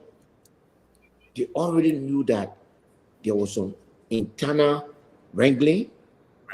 And they said, delay this process so that we can go and deal with this situation, and then you can go on with the confirmation.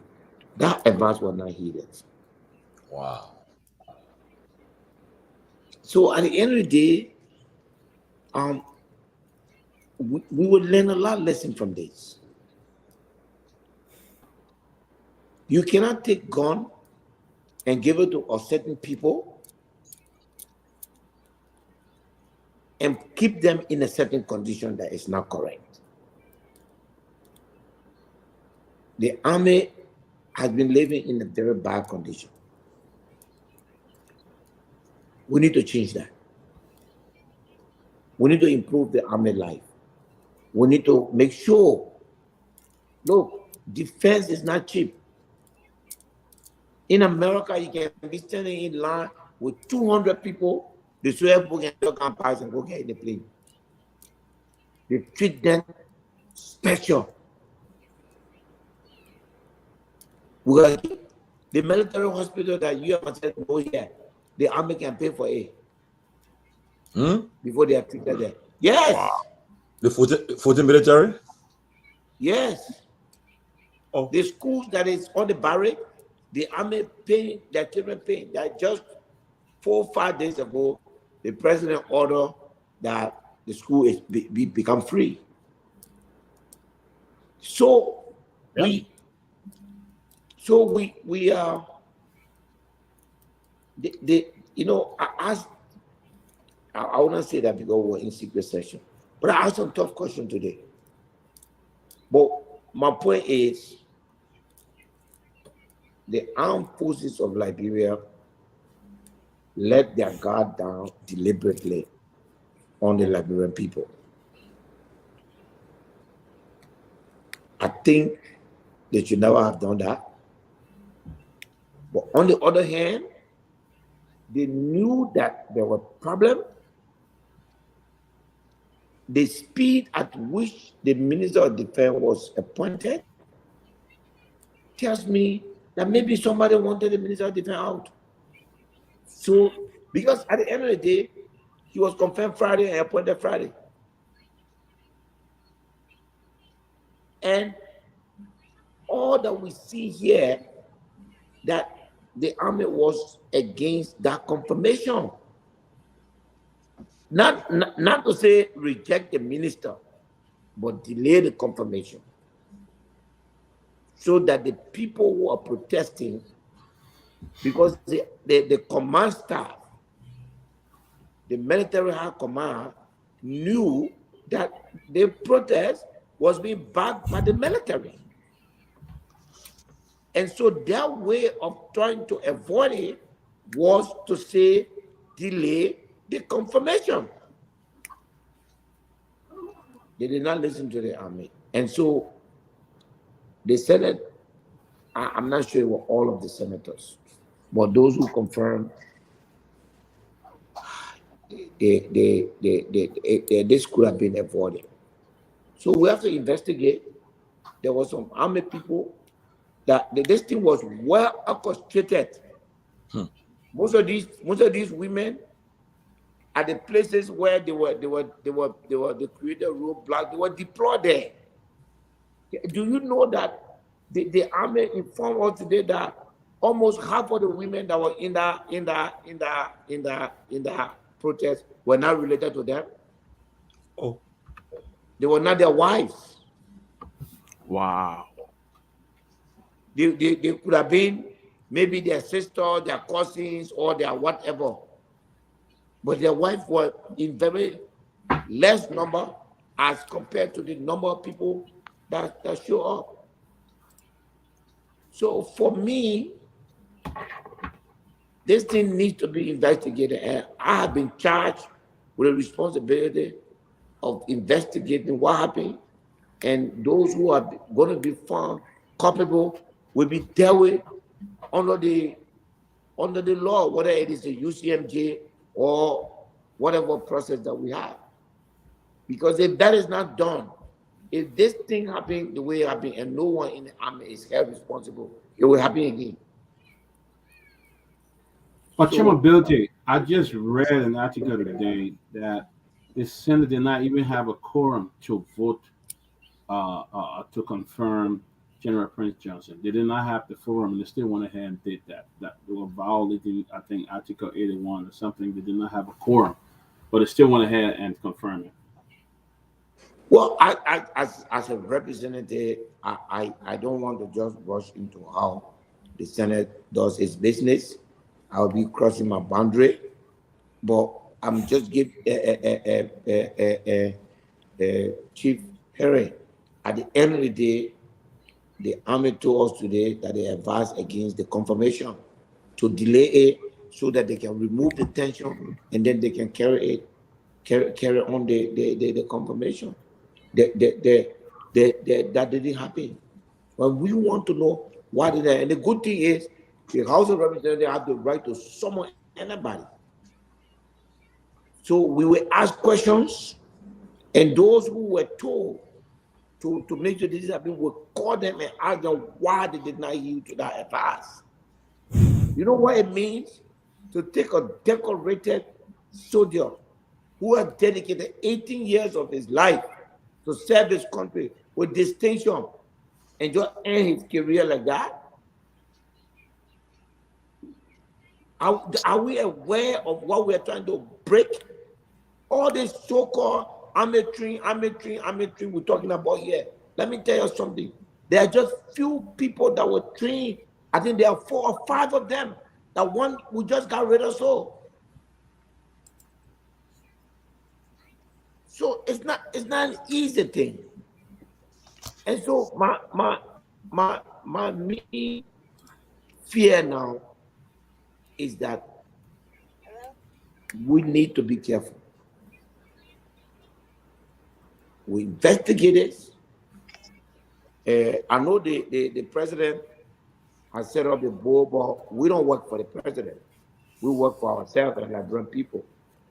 The Constitution of the Republic of Liberia, in Article 34A and B, gave the legislature the exclusive right to provide for the security of the state. The security of this country is our primary responsibility, and we will not fail that. There are a lot of lapses. We don't have an NSA head. That's a problem. We don't have an immigration head. That's the problem. So the intelligence community, the security community is not complete. And just today, the police appointment was completed. Yes. So hopefully, most of these things, will be dealt with. But I'm just letting you know that we're not taking this lightly. What happened was mutiny that is orchestrated indirectly. Hey. You can take it anywhere you want to take it that you business. Got to But love the it truth now. of the matter is that Look, I mean, he said it. Duke said it yesterday. He did. let me tell you something. If Duke sits in his house and I go visit him and his son insult me and Duke says nothing, that Duke calls me. Look, the Speaker of the House, they almost kidnapped him. Oh. Yes. The speaker went. It's not funny. The speaker went to the barrack. Duke. They were throwing talk at him. They look at the speaker and say, "Look at the shoe you wear here. You don't know that this shoe here it can feed us. They can expensive shoe you wear here." Is that how the army soldiers talk? Now we know that. Let me now go back to my Musa Bede said because yeah. Let me just let me just stay as a lawmaker. But it was not okay. So it was not okay, and things happen, and it will be corrected. And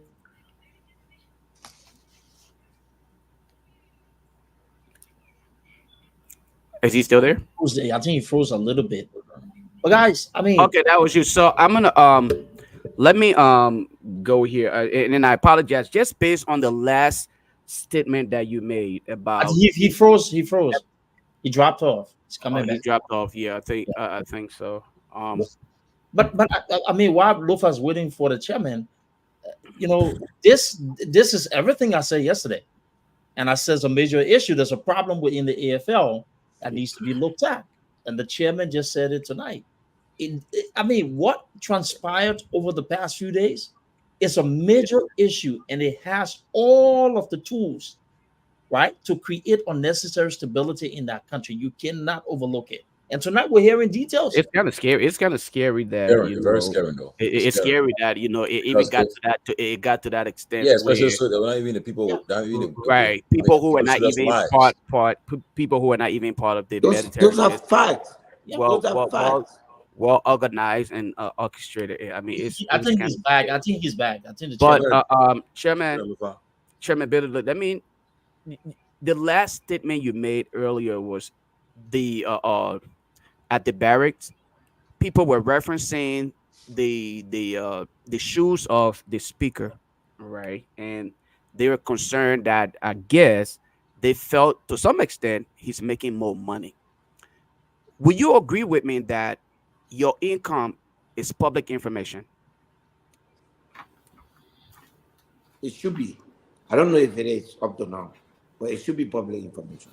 Okay. And in that light, then I want to ask the question. My follow up question to that would be: you started on a great path, great footing, you good bills thus far, and I'm listening to you talk about these great things and your involvement with the recent incident with security. Will you also take on the initiative to make sure that your income and that of your colleagues is made public to prevent people from assuming that you're making outrageous amount of money that you shouldn't be able to afford a pair of shoes? And in addition to that, have you declared your asset and will you consider making it public? Thank you. There will be nothing that our Musa has ability, Representative District Number 7 in County, will do in the house that will not be open to the public. Starting from next week, we're putting out we have our website, the Ability Movement, and then we have the Ability Development Foundation. The website will carry everything about us. For your information, we are entitled to about. I'm in leadership, so I'm entitled to 17 employees. I am actually employing 35 people. And the reason is I'm taking my salary and then spreading it further so that more and more people from my district can have the chance to work. And all of them are working in the district. And I have, for instance, in my district, education of coordinator, health coordinator, agriculture. We started our agriculture program last weekend. We had the first workshop so that district, the goal is within 24 months, we will be self-sufficient in rice production. As I speak to you, we're already ordering machine from China to come and help in aiding the production of rice. So we will, I will, Julius, I promise you, I will make my salary public to Liberian people. As a lawmaker, I'm not even being locked into the system. It is only today that I was told to give my account number and my account information. I don't want to give any information that is not correct. So I'll wait for the first money to hit my account, and that will be my salary. So I will know how much comes to me. All right. And I would like to know also that how my tax is deducted, and I would like to have a receipt of my tax payment. Okay. And then I will let the Liberian people know. For the record, I was the one who brought for a motion in the House. Every member of the House must declare their asset, and it must be published. And I'm happy that motion was passed. Wow. And I'm telling you now, Julius, I will declare my asset. I have not declared my asset. I've been busy. I will declare my asset before the next by next week. My asset will be fully declared to the LACC, and also it will be published. This network will have immediate access to my asset, and Thank you. I will pay for publication in the newspaper as to what is my asset, and then after 2 years, I own a business. I may not be running the business right now because I'm in the house, but I own a business. So after 2 years, I think the law requires that after every 2 or 3 years, you come back again and amend your assets declaration form. I will do that. The purpose of us coming into this house is to prove to all of you that if Liberia will have to change, it's not from the presidency. This country, I think by now you will have come to the cold realization that change in Liberia is not going to come from the top. It's going to come. It's going to come from where I sit right now. There are 73 men, a total of 105 men, to say they can change this country. I'm proud to be one of them. And those who, I'm not making promises that I will not meet. I'm already spending a lot of money in my district. Nobody should think that I will make a promise that I will not meet. I employ my people, I pay them myself. That's what I'm trying to say. 17 of them will be employed by the government. The rest will be employed from my pocket. It'll be my own money because they need to work. I went to my district. My district is divided into 4 regions. I call all of the heads and say, you bring this person, you bring this person, you bring this person. And I employ them. Wow. I took position from this region. So, it's very balanced. The 95% of the people who voted for me are Mano or Gio people. 98% of the people who occupy those positions are Mano and Gio people. Out of the 35 people, I have 2 Mandingos. One of them is a driver, and one of them is a security. The rest are the people. They are the people who voted for me. And that's what they deserve. And so at the end of the day, we're going to be running, my vehicle that I'm going to get from the house. I've already made plan. I'm going to use it. I'll tap it up and buy 2 ambulances for my district. That is already in place. Teacher. Yes. So we're going to do it differently. But I'm telling you, Lofa, when it comes to transparency, you will not get it any better than you'll get from me. I will be transparent. You can hold me to that.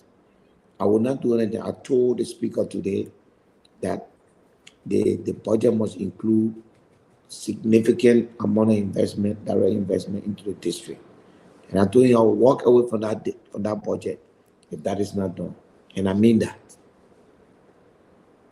So we're here for a purpose. And we will not let you down. I know so many people have let you down along the way. It is tough though, I won't lie to you. It's tough. So that's why you see, I didn't come in that building acting big and bow on any representative. I didn't come in that building acting like I'm better than any representative. I treat everybody that myself, and believe me, it works perfectly. When you respect a man, he will respect you. And that's what I do. And that will never change. That will never, ever change. Dude. No, I mean, it's pretty. It is refreshing to hear.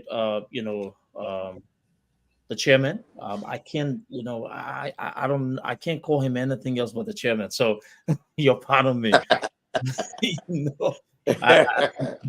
think. Yes. Oh yeah. You're from your CPP. Okay.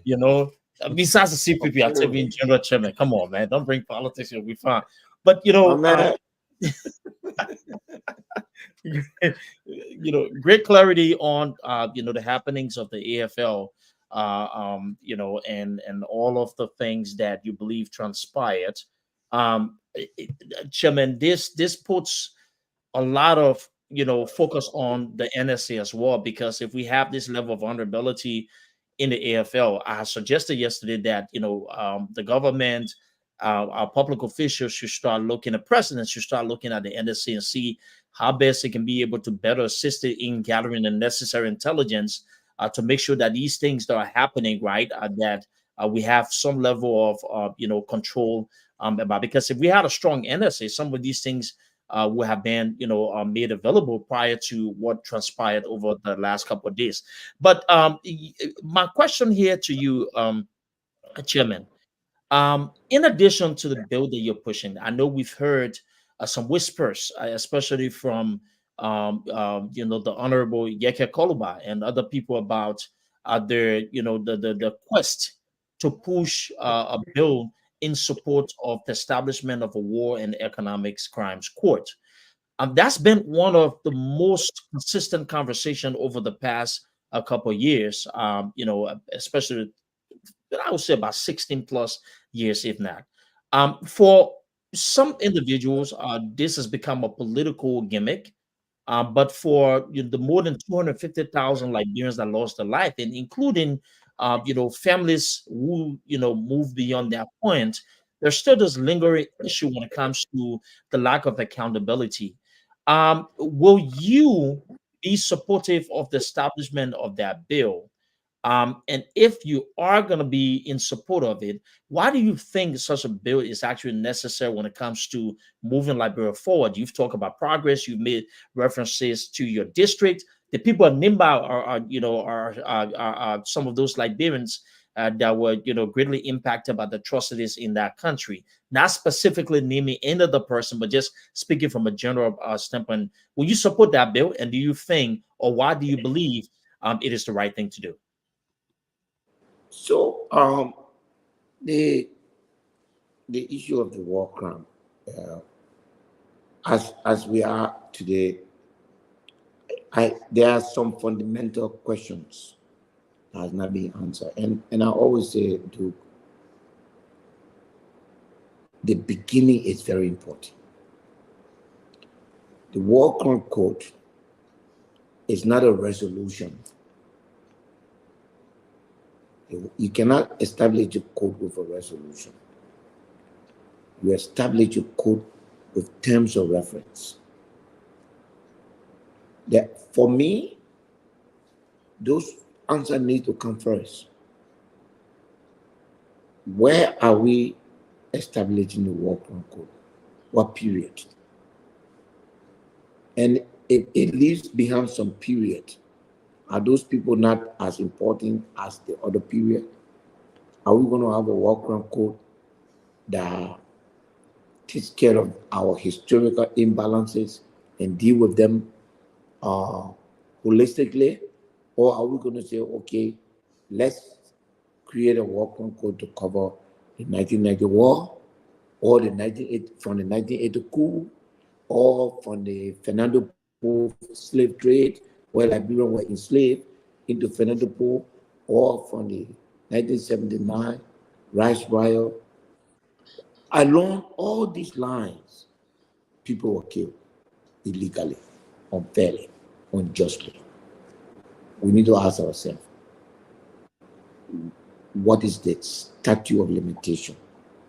Under our current law, murder has no statute of limitation. So therefore, if you write a letter to say, open a war crime code, then you are just being political. You also have a situation where the Supreme Court struck down the TRC report. How do we deal with that? How do we now look into what the Supreme Court said and correct that if we are going to open a war crime code? I will not allow myself to be bogged down on the issue of the war crime code until the proponents of the war crime code needs to come clean and tell us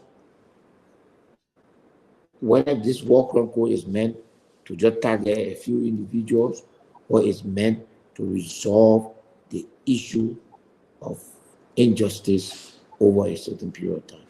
When those are answered, and they are answered adequately, and all of the legal, are you bringing a new judge?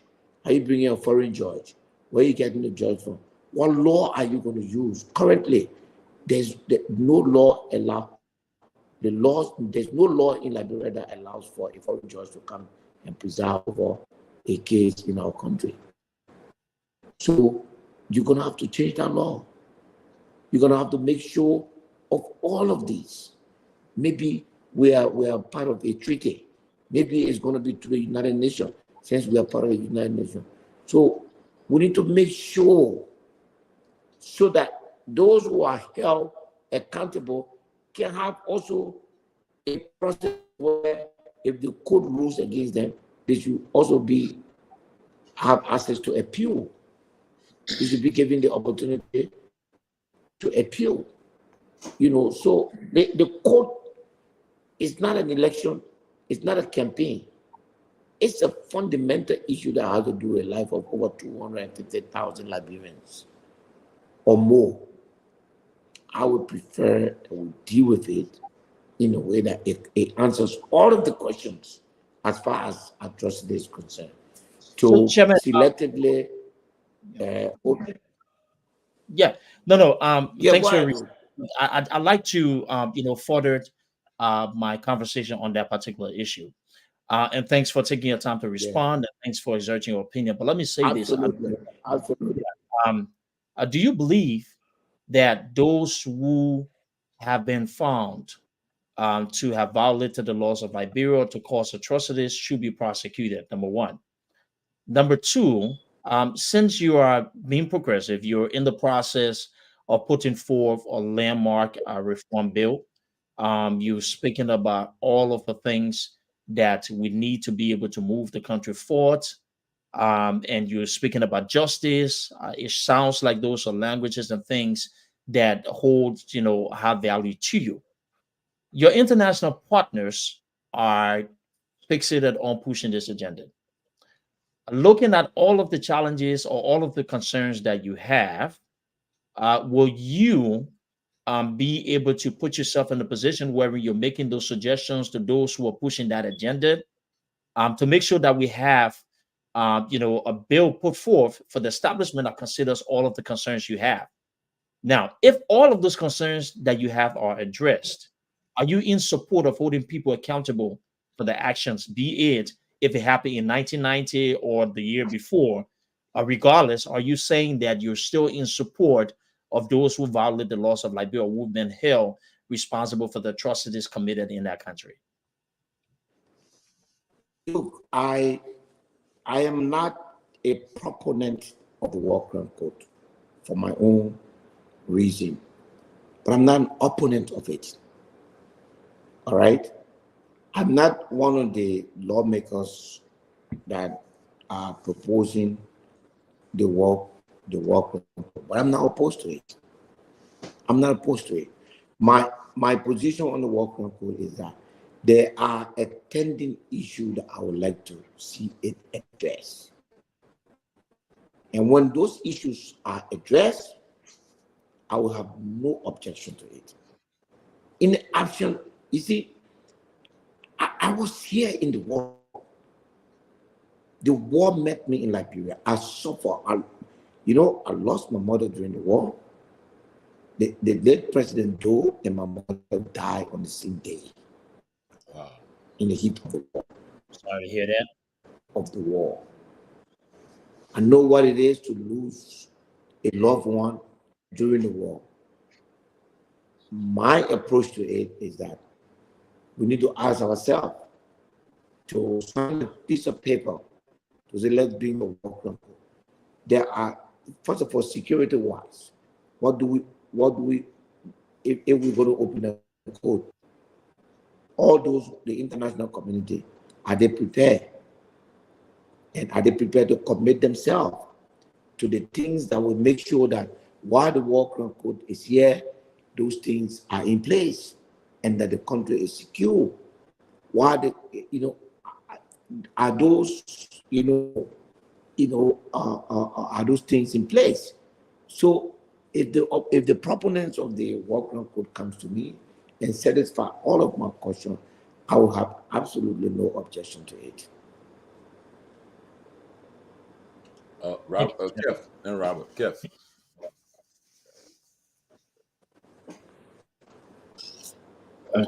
Chairman Ability, how are you? Yeah, what's up, man? About my brother. How are you? You looking Well, good. thank you. That's the opposition life. uh,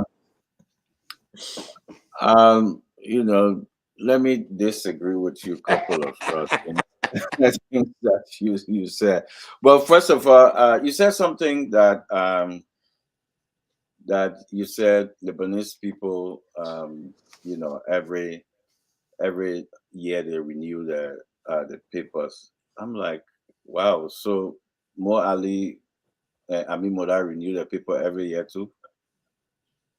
So you know, my man. Well, like grandma.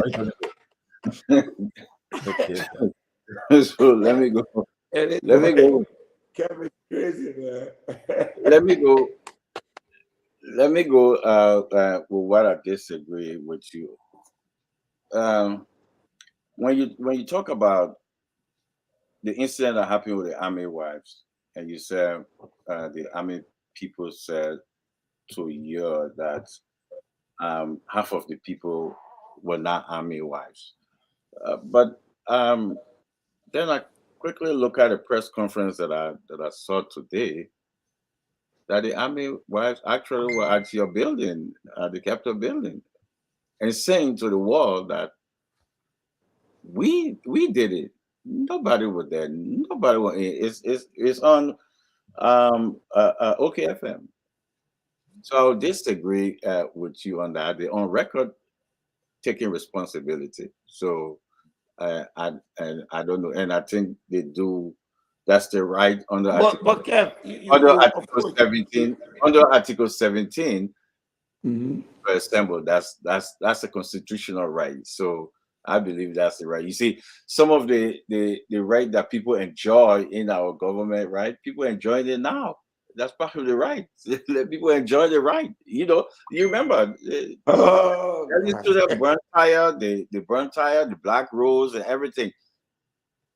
The Unity Party hailed them. You remember with the early student burn tire and the black road? The Unity Party government hailed them. So I think we should, and at least let's give the army wives, let's give them that right, because one thing the Unity Party taught us, that as a citizen, that's your country, you can do whatever you want to do. So I don't think they have that right to go against. But Kev, mhm. Kev, the army mutiny was not against the Unity Party. It did not. It was not. That's the army of the Republic of Liberia. That's our army. The point is, they had other means to resolve the issue, and like I said, the leadership did proffer solutions, at least temporary solution, that would have given the president and everybody else the chance to deal with this issue. That was ignored. So I'm not saying the army thing is not a unity party thing. Even during your time, sometimes the army used to be shaking up. But you people, maybe you have a different way of dealing with them. But dealing with the army is always complicated. But I do agree that they also are not living in the best of conditions. And now we, as the lawmakers, we will make sure that the army condition is improved, so that they will not have to go through the struggle. Not just the army, the police, immigration, all of the and military personnel in our country, the men and women in arm, we need to make sure that they are happy and they are taken care of. So we don't want CDC for the united party. And you keep acting like that only two parties in the country. You know? Not two parties in Liberia. Yeah, but let me ask you this. Let me ask you this. I wake up this morning. Now. I wake up this morning. Huh? You can hear me? You can hear me? Yeah, go ahead, Kev. Okay. I hear you clearly. Yeah, I woke up this morning and some of our insiders told us that I think I called Tomalin Judge and told him about it, that JMB left this country unannounced this morning, unannounced, and his vice president to not in the country. According to the letter he put up after that, talking about, Brisbane will be running the country in consultation with the vice president, and the vice president also not in the country. I'm actually, when you guys learned that, I mean the lawmakers at JMB was not in the country, because the country didn't know. No, that we knew. The president wrote. That's why I'm asking when. Oh, we only come in session today. But it doesn't mean that we got a letter today. We were ready in session today. The speaker received communication that the president informing the house that he was traveling to Accra, and that the minister of state was left in charge of the cabinet. Okay, the vice president being out of the country. The president does not have a very hectic duty. You know that. But so the president is the vice president, but he's not actively in the administration of the country. He left the country and unannounced because it was not on the mansion website. Normally, because according to the statement that they put out, you mean the president? Yes, because the statement they put out is a working visit. After the whole thing leaked out, the mansion then put it up. So it was already out there before it went on the mansion website. So, but you saying, yeah, you guys know, but I know you're a politician. You're not going to say. Okay. But you are speaking to. I know who I'm talking to. You are speaking to Representative Musa Perede. I'm not cool up for para. I don't answer for Joseph Baka. You're right. But I'm asking you a question. I'm not a United Party representative either. I am chairman of the Liberty Party, chairman of the CPP. I know as a member of the House of Representatives, President Baka wrote us we received. Today was our session. Today and Thursday are the only day we meet. And the speaker informed us. But we believe that if it's a plane trip, if he said walking visits, he and his brother Kufa will be talking business. You live in the country, the Liberian people didn't see you, nobody undercover in the dark. How will we believe that you That's only witnessing when you leave, they must see you leave. President. He should be. Don't make me. No, but what I'm saying to you is no. What I'm saying to you, Musa. Yeah, the man got private jet. The man went with Oscar. That's 7 o'clock flight. So you don't expect anybody to be straight. The man is a president. No, wait. But man, you're not UP spokesman. Leave me. No, but you ask the question now. I'm asking the question, my man. Hey, I check on, but what I'm saying to you, Musa, you can go ask her. I went with that plane. I know how long the daylight they can see you. They can see you. I used that plane to Ghana when I was going to Ghana. That daylight, they can see you. But he went undercover. Oh. And nobody knows, not even the website of the mansion. After a leak, boom, they put it there. But they campaign against this. They say, oh, Joe, we are going, we see nothing on the website. Campaign against what? They campaign against that. Oh, we're not seeing one on the mansion. Tomalin George is one of the people who were very, very strong on the mansion. Very, very strong. We're not seeing this. No details. They're vague. No details. So I wish Tomalin George to answer that. If the lawmaker cannot answer that. Vague. That's going undercover. I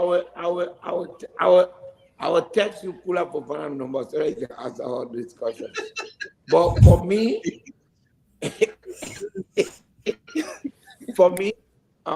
there's no law that say the president must travel. Everybody must see the plane flying in the air. There's no law that says that. He already finished saying where he's going, and he's saying when he's coming back. That's it. Oh, God. He didn't say he's going for 30 days or 2 weeks. Yeah, but I mean, Raul Rakami, but that's early morning flight because when I checked today, they said he went on a commercial flight. So that early morning flight, but maybe Kev asked because he see people go to the airport to go pay him. No, but at least you can on a working visit, you can inform the public. But on the mansion website, the public don't have the right to know. Okay, that release here, man. The release right here. No. In Kev's defense, though, that was after it was leaked out. After it was leaked out, then they came as in defense of themselves. But anyway, let's Robert choose. Mr. Representative, well, it's great seeing you after heated elections. So it's great to see you back on and interacting with you again. I think he's frozen. Can you hear me, Representative Ability? He's frozen. Yeah, I think he's frozen. He's frozen. But I mean, why he comes back on? I think Kev is absolutely correct in this, though, because it's the same thing that some of us frown at when President Weah was in office. These sneaky behaviors, and I'm definitely going to ask on the mobility on this thing here, like but Lofa, sneaking out of the country, and then who's on the sneaky part. The sneaky part is the fact that he left, and after it was disclosed to the public. But I'm happy that Kev now has issues with it. We didn't have issues with it before. That's a good thing. Put this together. You know, Who went with a new man? Who went to Ghana with a private jet with a businessman? The next day, who followed? DMB followed. What's the one together? Great. Because what happened? Listen, you're right. We should question these issues. These are the same things you were saying when George Weah was president, and you sat here and you defended it to the core. So it is amazing now that you've been baptized in the Jordan River. Look, they voted against us, so we were wrong. You take us from that. Yeah, we were wrong.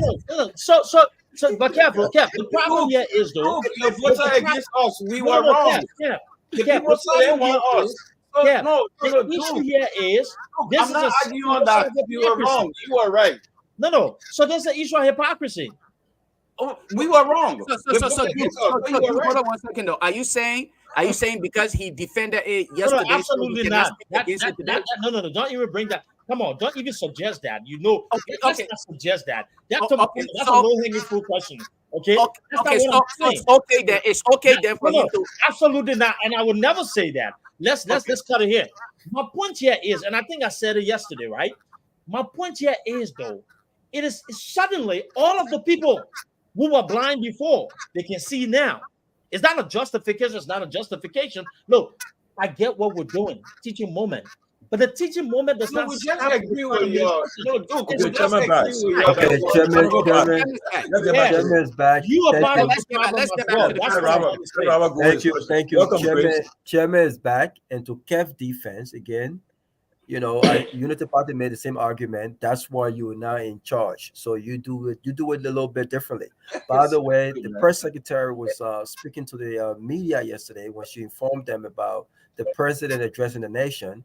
if she wants to bring the president to 90% of the folks in the most remote parts of Liberia, then she should have been transparent enough to say, hey, the president, by the way, will be traveling out the country Yes, sir. tomorrow. Yes, It's a sir. letter that has been written to the Yes, legislature, sir. and they've approved that. She Yes, did sir. not do that, and I thought that was done intentionally. But let me get back to the representative. It's great to be here with you. You look energetic. Okay, you look more diplomatic than you were during the campaign. The way you Of sit in the course. back, the way you sit in your chair, said you can tell the man was a representative as opposed to a chairman. So that's so that's a good thing. Ah, But great to see you back, chairman. October 2022, October 31st, 2022, the Central African Republic uh, put forth its first verdict in the Special Criminal Court in the Central African Republic. And it was specifically about attacks done in two villages in the Central African Republic where 46 of its civilians were tied and killed. 46.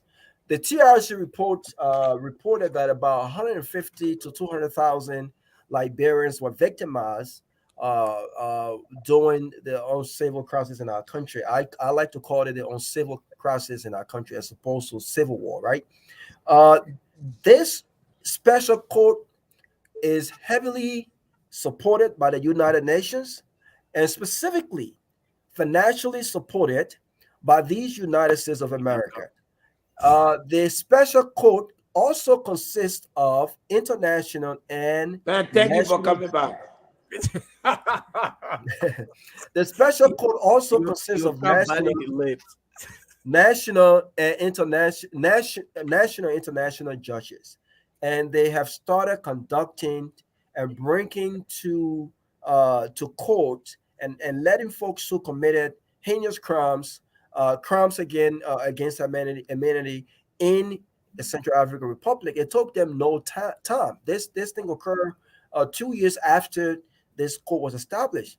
We have a TRC report. And the TRC recommendations, I believe, were very detailed and to the point. I want to ask you this. How difficult is it for the leadership in conjunction with our legislature to come to one agreement on this matter, to write a very clear, strong statement to the United Nations and these United States to say, in our effort to reconcile and in our effort to build on this fragile peace we have enjoyed in our country for all these years, we want the establishment of war crimes court in our country, and we are ready for this. Forget about the targeting part, forget about the personal part, forget about everything else. How difficult is it to say people who have committed crimes in this country must be held accountable, and that we must send a message that anyone who attempts to commit crimes in this country will not go or live on impunity? How difficult is that? Is it more political? Do you guys like the political? Well, what is it? Look, on the 29th, I believe. Oh, let me go back. On the, was it the 15th, right? On the 21st or 22nd, when the president took office, 22nd, he informed the nation that he intends to work with the United Nations to explore the possibility of establishing a war crime court. That's his agenda. Sitting before you, I represent the people of District Number 7, Nimba County. When the president put forth the war crime court, like I do in everything else, I will go to my people. Whatever the president puts forth, I will take that instrument, or whether it's somebody else, whether it is another representative or whether it's the president, I'll go to my people. I will ask them, there is a bill to do justice to those who have been, victim of all of the atrocities in our country. And whatever they say, And I will have an open event. And whatever my people say, I will stand by that. And I will support that. As we stand right now, the president of the Republic of Liberia has said that he intends to do so. He is the chief of state. He is the commander-in-chief of the armed forces of Liberia. He is the chief executive officer of the Republic of Liberia.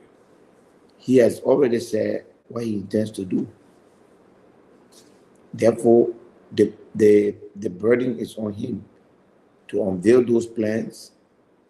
Our job is to review it and agree with him where necessary and adjust it where necessary.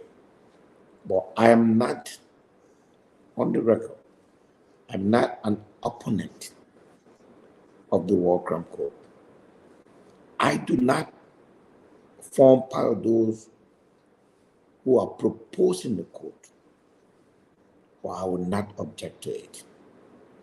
And my objection is if you narrow the scope of the War Crime Code and make it appear to be targeted. If we're going to have the life that was lost in 1980, the life that was lost in 1990 are no less than the life that was lost in 2003 and 2010. They're all life. So if we want to talk about justice, then let there be justice for all men and women. And I will be right there to stand with you. Thank you. And I agree with you. It should not be about tribalism. If a Bassa person commit a crime, they commit a crime. And I think that as a country, this is what should bring us together, right? We should always have, look, we have almost 15, 16 different tribes and dollars in our country. But Liberia is our common denominator. Our country is our common denominator. And I think that should be of interest. But I watched you today doing your interview about this alien and nationality bill. And I must say to you, I am impressed that you have taken on this fight to truly, once and for all, have our lawmakers and the entire country, by the way, respect the rights of a natural born Liberian citizen. And I'm going to repeat this. A natural born Liberian citizen have the right to as every other Liberian citizen in the country. My neighbor's screen was buried in Liberia. So it doesn't matter what kind of passport I hold. It doesn't matter what access I have in different countries. You cannot take away the fact that I am a Liberian citizen. And so when I watched your interview today, I was really moved by that. And I got to say to you, you have gained a fan. I will support you 100% on this. And I like the question, how you answer the question, because a lot of folks who are advocate for this bill, other might see them as beneficial of this bill. You don't have a passport of other country. You're not a permanent resident. So this has no personal interest linked to it. This is about doing the right thing. So I want to commend you for that. But let me ask you this question. I want you to, you are on national radio. I want you to just repeat. You will support the right of myself, the right of Duke, the right of every Liberian. We will have kids in this country. We will have, I'm not going to put myself on black, but we'll have kids in this country. We've made major investment in this country. America will always be home away from home. But Liberia is our home. I want you to repeat on the record. You were telling us that we should not be censored. We should not be restricted. We should go in our country and work and run for offices. We should be allowed to give back to our country and hold positions in our country where we were born as natural-born Liberian citizens without worries about where we've lived, how we sound, how long we've been there, what passport we have. As a natural-born Liberian citizen, we have equal rights as those who have not traveled or who have not been given the opportunity to travel. I want to give you the opportunity to just basically expound on that and reassure us about that bill that you have championed. Thank you. Robert, that's exactly what I've done. Not that I will. I've already done that. I did it today. I proposed a bill that would make you no less a Liberian than me. That's the purpose of that bill. No less. In every shape and form that will make your children no less Liberian than mine. That's what this bill is about. I stand for that. I believe in it. To oppose this bill is wicked, is unpatriotic, is unfair, and is uncivilized. Thank you. Okay. Thank you. Tomalin. Thank you. Yeah, Chairman, I want to welcome Grace Arake Goa. She's so far the only female here on the Jackie will kind of join her. Jackie is president in Morovia with the rescue team. In touch with Jackie though. Jackie's still with us. We just wish her well, wherever she's pursuing. Grace, welcome, and you can now engage the chairman and the representative. Thank you, Tomalin. Hi, Representative Ability. My name is Grace Goa. As Tomalin has said, I don't know, but I will introduce myself to you a little bit more. So I am the president of Lawani, is the Liberian Women Advocacy Network International. I don't know whether you heard of us, but I will pride myself in one of the work that we did here. So maybe you will remember.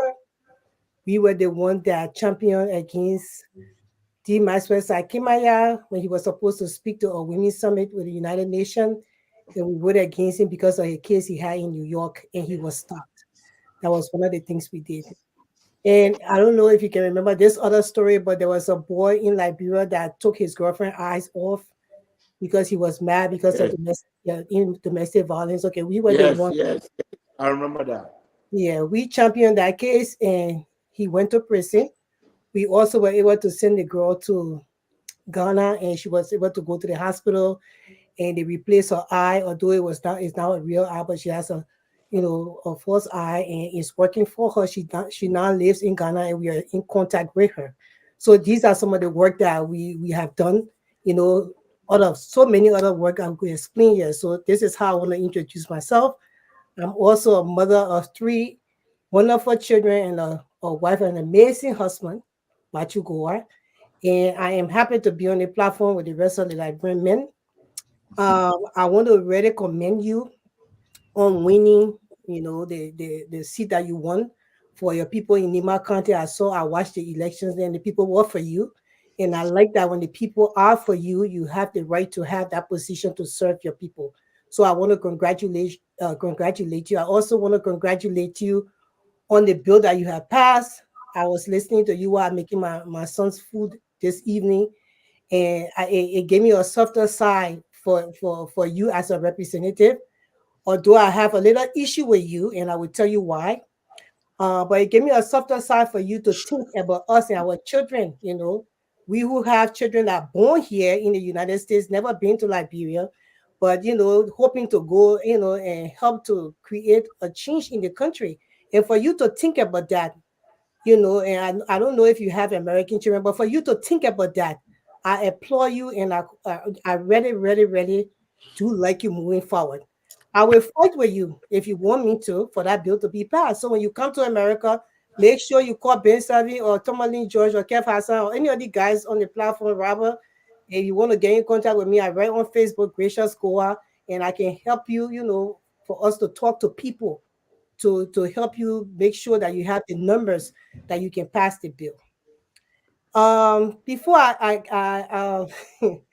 before I ask you my question, I want to tell you the problem I have for you, right? I don't have the problem, but I have the problem that something that happened within your personal space, which is your son. He had a girl, I think they were married, and he beat her and tried to take her kids. And we tried to look into that case, but because she had other people, too many people were involved, and we do not do our work like that, so we had to withdraw. But I was following the case, and I didn't see you say anything, concerning that. And people kept on coming for you, your businesses, because of that. but you did not. I never heard you make any comment with that. So I want to give you the chance. Do you want to say anything concerning that? Because I personally front against domestic violence, and because he's your son, I start to look at you in a different light. That okay, I wonder what his father would say because his father has this big position. He's a big businessman in Liberia, and I wanted you to take a stand, but I did not see you take any stand. So I will give you the chance to speak before I ask my question. Grace, I'm a very, thank you for all of the kind words and thank you for your work that you do. Um, and, the way I train my children, the way I raise my children, I have a lot of respect for their space. In that particular case, and the only witness to this is the young lady. She knows my relationship with her, my contribution, and all of my interaction with she and my son. They were married. I was very active in whatever way. I believe that the story with my son and his wife, his ex-wife, and if this was seemed to be a little condescending, my apology, it was like a lion story. It had three sides. I did not have the chance to hear the young lady's side because I was not given the chance to hear her side. But my whole life, I've never ever encouraged anyone to abuse a female. Never in my life. I've never put a hand on a woman. I always pride myself of that. And that incident was ugly. Most of the allegations of abuse, there were other people were bringing different sides of the story to me. I remember this particular day where he called me that she had attacked him and he wanted to leave the house, and she has told him, leave the house, do not take anything, do not touch anything. And I called the police to go there to make sure that she was safe. I was never, ever. I remember she went on the radio, she went on Facebook and rained insult. I mean, she is one daughter-in-law that me and my wife really, really were very close to. And emotionally, she was very, very close to my wife.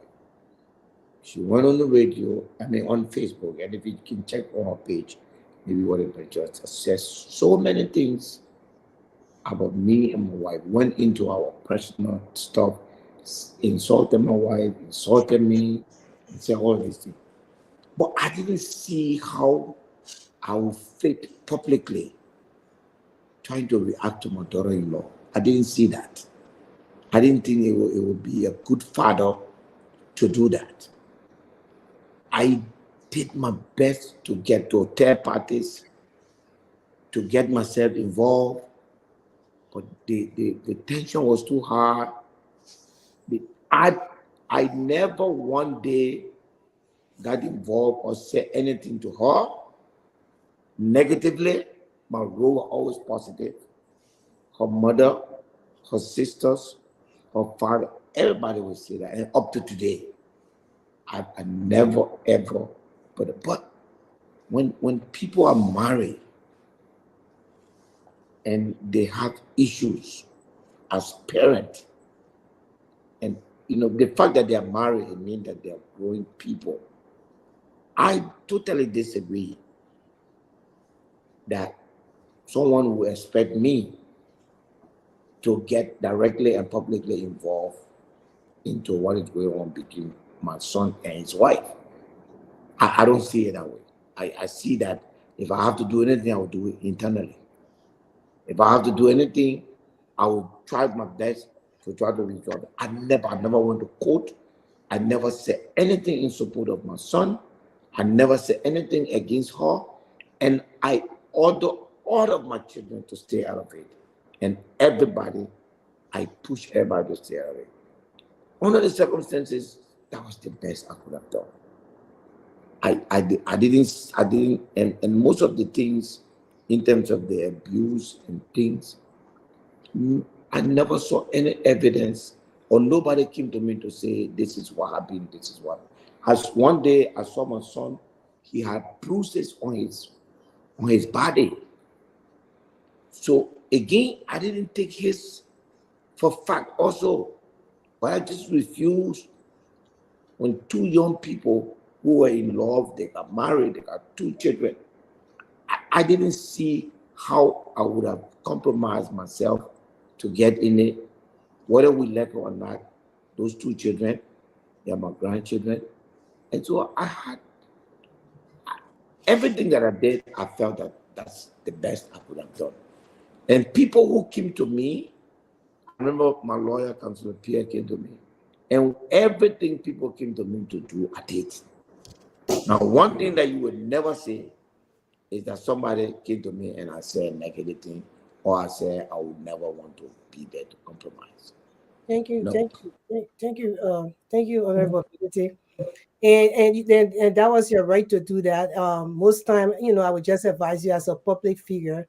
It's always good when these kind of things happen. You can condemn it through your lawyer. Like I know, domestic violence goes both ways. Sometimes the women, they do the same thing to the men. But it's just a nice thing, for other people to hear you as a public figure condemn domestic violence. Even you could say both ways. I don't know what's going on in my son's house. I don't know what's going on with his wife. I love the two of them, but I condemn domestic violence, and we'll have to wait for the court to make the decision. We're going to appreciate that statement. But moving forward, I remove I my agree with you. yeah, Maybe I should have done that. And yeah. I pray that I do not have any such incident, but God holds everything. If something like that happened, yes, I agree with you. I should have made a statement. I didn't. Yeah, thank you. My second, okay, that was that. But my second thing is that recently, the Yeah. uh, the president's wife, the first lady, concerning was World Economic Crimes Court, that Gagua just asked you. So I just wanted to expand on that. She was on a video on Facebook, and she visit Mr. Blady. Is it Butt Naked? His name is some Bly. Bly. She went to visit his orphanage, and she made a statement that if anybody come against it, because he's doing an amazing work when it comes to the orphanage in Liberia, he's doing an amazing job. But at the same time, this man is also responsible for a lot of people death, and a lot of families don't have relatives because of what they did in the war. So when she went there and she started to talk to him, and she made a statement saying that, if anybody come against you, they will be cursed or something like that. I took it very like differently. Watching the first lady, I think it was her first interaction with any major organization, for her to say that, knowing that our people are still hurting, regardless of whether somebody gave their life to Christ, right? In the Bible, I'm a Christian, so I will tell you from the Bible perspective, when Saul became poor, and all the things that he did when he was Saul, he still Through a soil Paul. Man.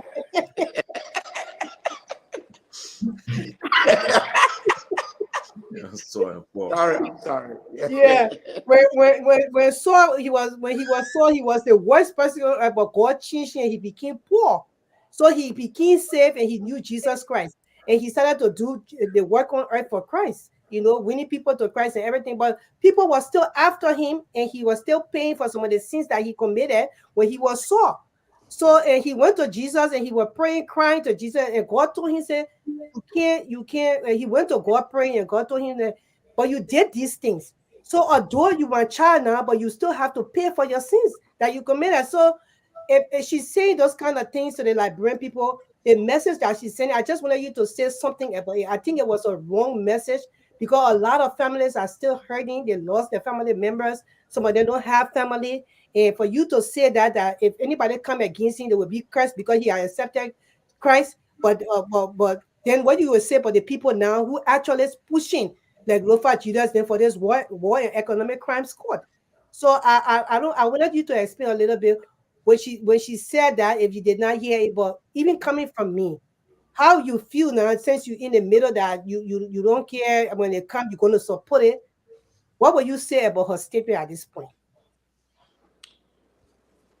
Um, you putting me in a very difficult spot because I have to respond to the first lady, who I know is not a politician, and sometimes we politicians have to mind everything we say, and you know. But in the short war, and now I have to qualify this. I didn't hear her, so I will say this: if she said that, then I believe she misspoke. It's contrary to what her husband has said as president of the Republic of Liberia, and that I believe if you ask her that same question today, she'll probably not answer in the same way. You got to, regardless of her age, you got to understand that she has never been first lady before. This is one of the few jobs that there are no veteran in it. You have to get used to it as you get in it. So if you were to bring, maybe she didn't even know she was on radio, she didn't even know she was on. She does not have an appreciation of how the public will react to things like that. So I think she can be forgiven for that. All right, but in short, she misspoke. You cannot. With all of my issues, with all of the questions that I have about war crime, I'm very clear that it is something that nobody should oppose. And so, I think the first lady, if that's what she said, she misspoke. If you ask her right now, I'm sure she will never say that again. Okay. I wanted to inject something, somebody quickly. And I just wanted to let you know, Honorable Ability, I stand with the women of the armed forces of Liberia. So today I'm wearing my camouflage, in support of them for the standing their Man, ground. let Chris on my ass. Yeah. Yeah. And So on Chris, you're not small, more. I swear you. The women of the armed forces of Liberia, I absolutely have no problem with them, but I think that their husband need to be investigated. They should never have stood with their husbands. I mean their wives. The law allows the women to do what they did. There's nothing they did, but it was, in my mind, it was done with the acquiescence of their husbands, and that is against the Uniform Code of Military Justice. But so what you say, if you're not getting your benefit at your job and you came to your wife and told your wife, you want your wife to say no, she will stand with the government instead of standing with you. You want your wife to no, I disrespect you like said that? I said your wife, their wife did what they had to do, and they had the right to do that. They clearly, based on the information that I have, actively, purposefully, deliberately, and conscientiously supported their wives. That is against the Uniform Code of Military Justice. Go far. So honorable ability, I'm gonna jump in here. I'm a little curious. By the way, I forgot to introduce myself. I'm Lofa Julius, and Look, you just all of that time. Just go on. no, on a very serious note, I'm a little concerned here. You have a lot of good things going for you, especially with this bill that is going on. I had to get off the show a couple times just to get people's feedback. All right, people they really want to call to let you to at least hear what they think of what you're doing thus far.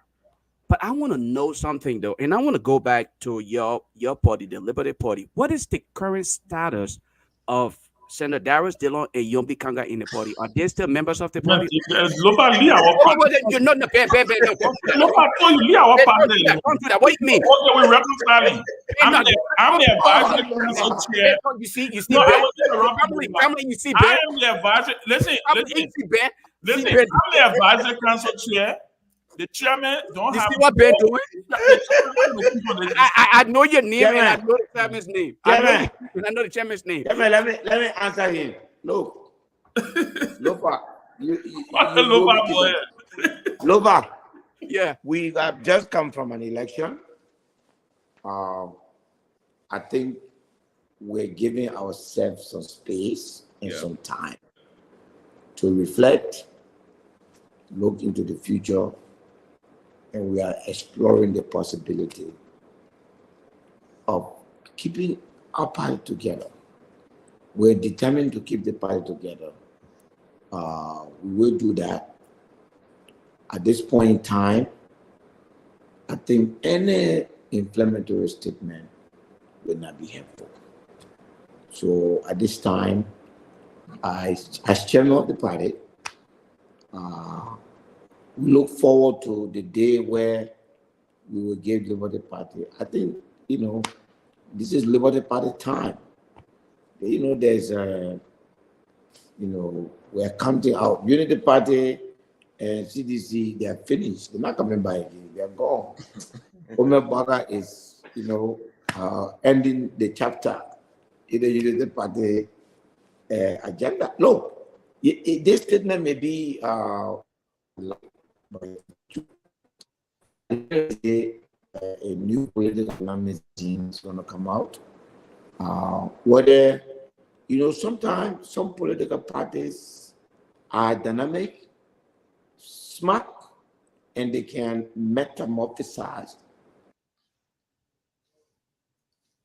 to mix with people, and then they're better off. And if Unity Party does that, they can extend their lease on life. But to stay as Unity Party and sustain itself is going to be difficult.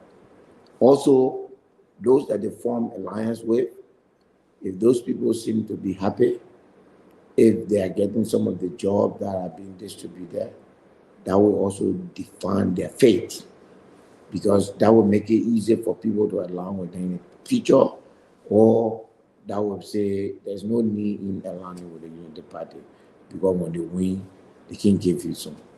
I think the CDC was dodged by similar thing. So Liberia, President Bouakar's election has given Liberia an opportunity for a fresh start. That's what people don't see.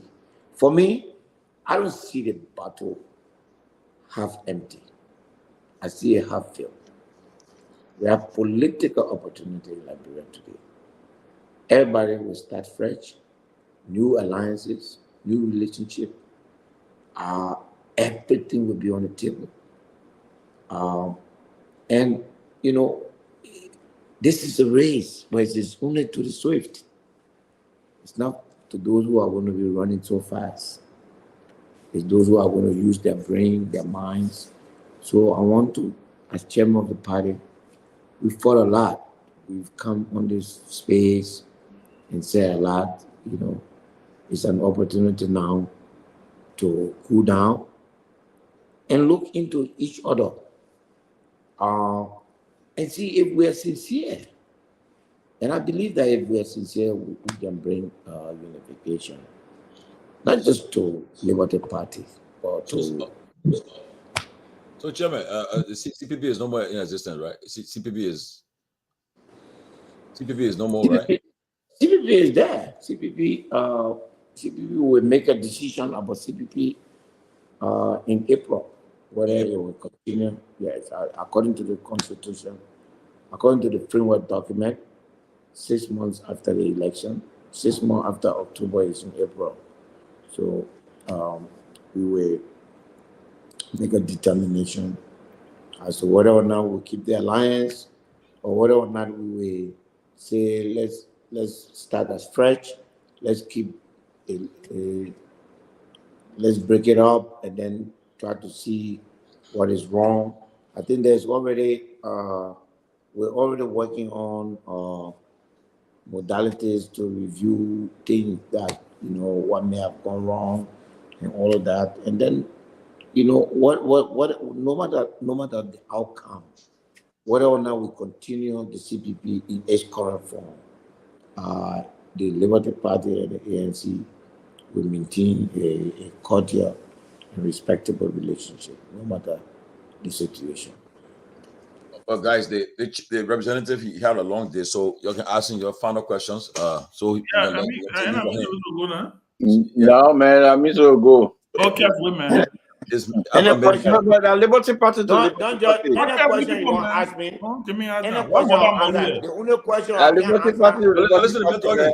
Wait. No, but Ben, let me ask this question. Maybe you follow up. Ben, you follow up. Let me ask any question you got for me, ask me.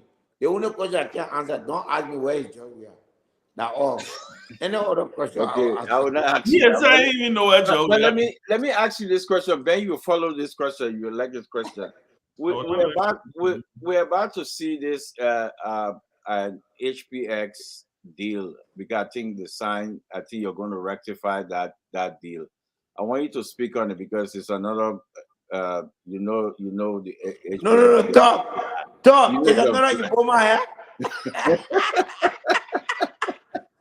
HPX are blah. So I see they run here. No, I don't know nothing about it. Obviously, as member of the legislature, it will come to us. I like what I'm hearing, but I will, if I had a chance, I would just repeat what Senator Amara Kone said. Thank you. And the devil is in the details. Yeah. So besides all the noise we make, the only thing I want to ask myself is, and that is because I'm a student of economics. Why are we not using the metal steel rail?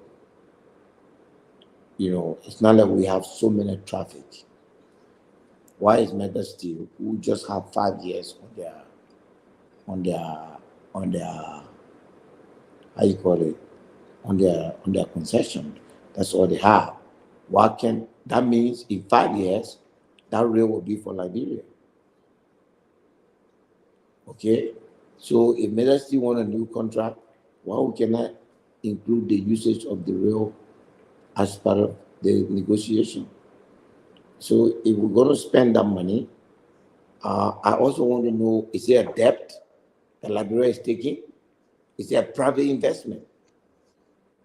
If you're going to build a railroad, use it and pay me royalty, I think it's excellent. But if you're going to tell me that in order to do that, I must guarantee it, no. I'm not saying that that's what they say, but if that's what it's going to take, then it needs to be studied more. But in any case, if you're going to bring $5 billion into Liberia, that's a lot. That means that turns a lot of wheels. That put a lot of people in school. That gives so much to the country. And again, I still want to know how we want to treat this country. Are we going to continue to give out all of our assets and get royalty back? Or are we going to force companies to enter into revenue sharing arrangements? Ben, you get your property, your assets, which is the country, the land. If someone get money, you and that person, you are business partners. So if the mayor is making even 66%, you should be able to make 33 or 34%. But this idea of taking everything and just giving me royalty, I'm totally against that. Well, I have not read anything in this HPS thing, but I just want to say that the devil is in the detail. Thank you, Mr. Chairman. Let me state. I'll pick up from where Keff started. and then I will go to what I wanted to talk about earlier. I agree with you. I saw Senator Cornyn's post, and I 100% agree with him. I also saw a post today from Duke, who spoke exactly what I thought. This is just a letter of intent. We don't know what was discussed. I mean, well, I want to believe this is what was discussed at the executive mansion with the president.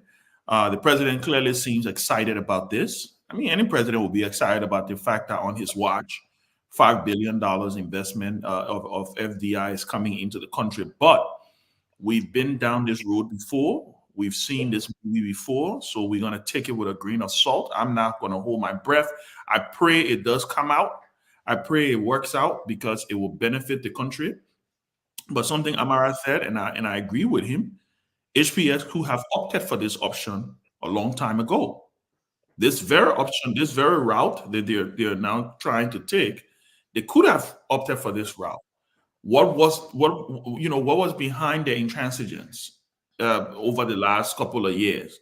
Is it because of the change of government? Was it, there's several questions that hopefully you guys will be able to ask them, Mr. Chairman, Honorable Representative, when they come before you guys. And I want to have some, and I want to say I have some confidence in this current leadership of the national legislature, that you guys have people in there now, people like yourself, businessmen, former ministers, former people who have sat at the table to hold Been there, done that. Yeah, on the other side, right? So you now have a vantage point to be able to ask them these tough questions. And I want to guarantee that if they don't answer these questions, I know you guys will fight. I know if one person will fight, it will be you, and you will be very loud in fighting to make sure that the country doesn't get a short end of the stick. But I do agree with what Senator Cornyn said on the notion of why they did not exercise this a couple of prior to where we are. But let's wait and see what those questions will be. Now, the other thing I want to talk about, and thank you again, like I said before I hopped off for the bill, I think it's progressive. I agree with your analysis on the incident, the mutinying, like Duke said, and you also talked about. Right. I agree with your analysis. Grace disagreed with me here yesterday. I was very clear. I think, the president was boxed in. I think the country cannot afford to tread on this path. I think people have the right. People should. The army, and let me repeat what I said yesterday. The army has a right. The army should be treated with the utmost respect. Those men and women who have sacrificed their lives, one of the most noble thing you can do is to offer yourself in service of your country. So this is not a dig at them. I just think what happened, over the last couple of days, it was just, it sends a bad message. And so I agree with you. The other thing I want to talk about briefly, and I know I overheard you talking about it, Keff brought it up, trying to take a cheap shot on the president's trip. By the way, I think I agree. I support the way the president left the country. If he didn't travel by a private jet, he was leaving early in the morning. Listen, I was never one of those people who believe that the president, every time he traveling to Ivory Coast, on the airport with I don't even know how Kev can even ask that. Yeah, I was never one of the worst things that you guys. Yeah, I was never one of those people who take ministers from their job. Take ministers from their job. Everybody stay on the airport line. The president walk. He get on the plane. Everybody get in the car and drive back to Monrovia. So if President Barker left the country, let me finish my thought. Please let me finish. Someone did that. Please let me finish. Can I please finish, Mr. Morris? Please. Kev, that mentor, we're out of time. Okay, let him finish now. Darkness, you want to tell you. Go ahead. So again, we support. Let me support the president on this issue. I think President Barker should be traveling. If he's traveling, there should not be no fanfare. What I'm interested in is the dividends from the trip. That's what I'm interested in. I'm not interested in a red carpet being pulled out, soldiers standing up with AK-47 and the president walking through there. He claim on the plane. I just think it was all grandstanding. George Weah is my friend. He know I supported him. It's something I've never understood why he was doing it. Every time the president travel, you take ministers from their job, you tell them to drive 1 hour to the airport. That's like 3 hours, a whole 3 hour tradition, man. Right? That was a whole 3 hour process. And I thought, so I think what I saw opposition live high. I saw a statement from the president's office that he's on no, opposition easy. Easy. Easy. It's kept going to interrupt me because I was acting like you never see that before. Let him finish your question. Just step in the guy, man. Sorry, Mr. Spokesman. No problem. It's the way you say, man. Sorry. Okay. Because he know me, I mean, y'all know me.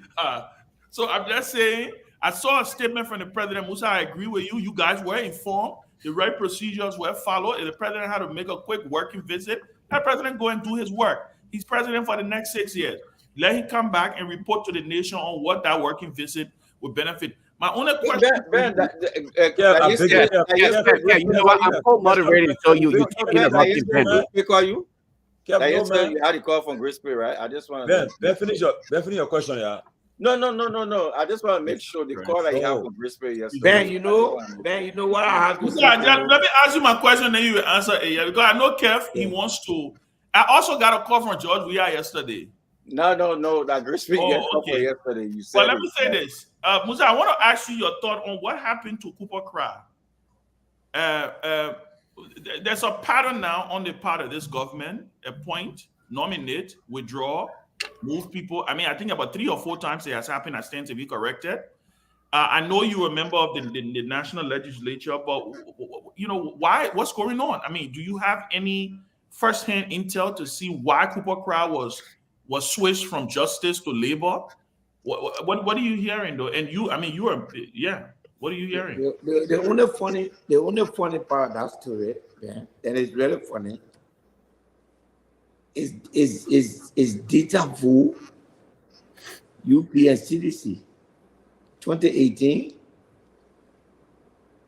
Charles Gibson withdrew him and saying to leave for team ministry. And then Cooper Cry, justice, and now labor, same ministry. But look, those are the prerogatives of the president. I think it points to deficiency in the nomination process. Okay. It points to deficiency. Ben, I spent 6 years being accused of being a George Weah supporter, simply because sometimes when you say the truth, people think that you're supporting somebody. Like what Kev trying to do here? Yes. The Minister of Justice, just as it was bad when we did it, it is bad now. That's not one of those positions that you just do hastily and then withdraw it. Whatever led to that decision to have appointed Councillor Kura and withdraw it is wrong. It's unfair to him. It affects his morale. It's just not fair to him. But for me, it points to the process. The process seems to be faulty. But it looks like the president has just decided to offload the whole thing now. All the job finished. If you're not here, anybody need the figure now. It's usually after the Is it finished though? They still got more, right? They still got Where? deputy ministers. There's deputy minister of education. There's still a bunch of deputy ministers. I mean, I think the cabinet, the heads are done. Most of the public operations. The cabinet and the principal deputy. The cabinet, all the ministers are in place now. But Musa, let me ask you lastly, 30 seconds. Do you think the president is in control of this nomination process?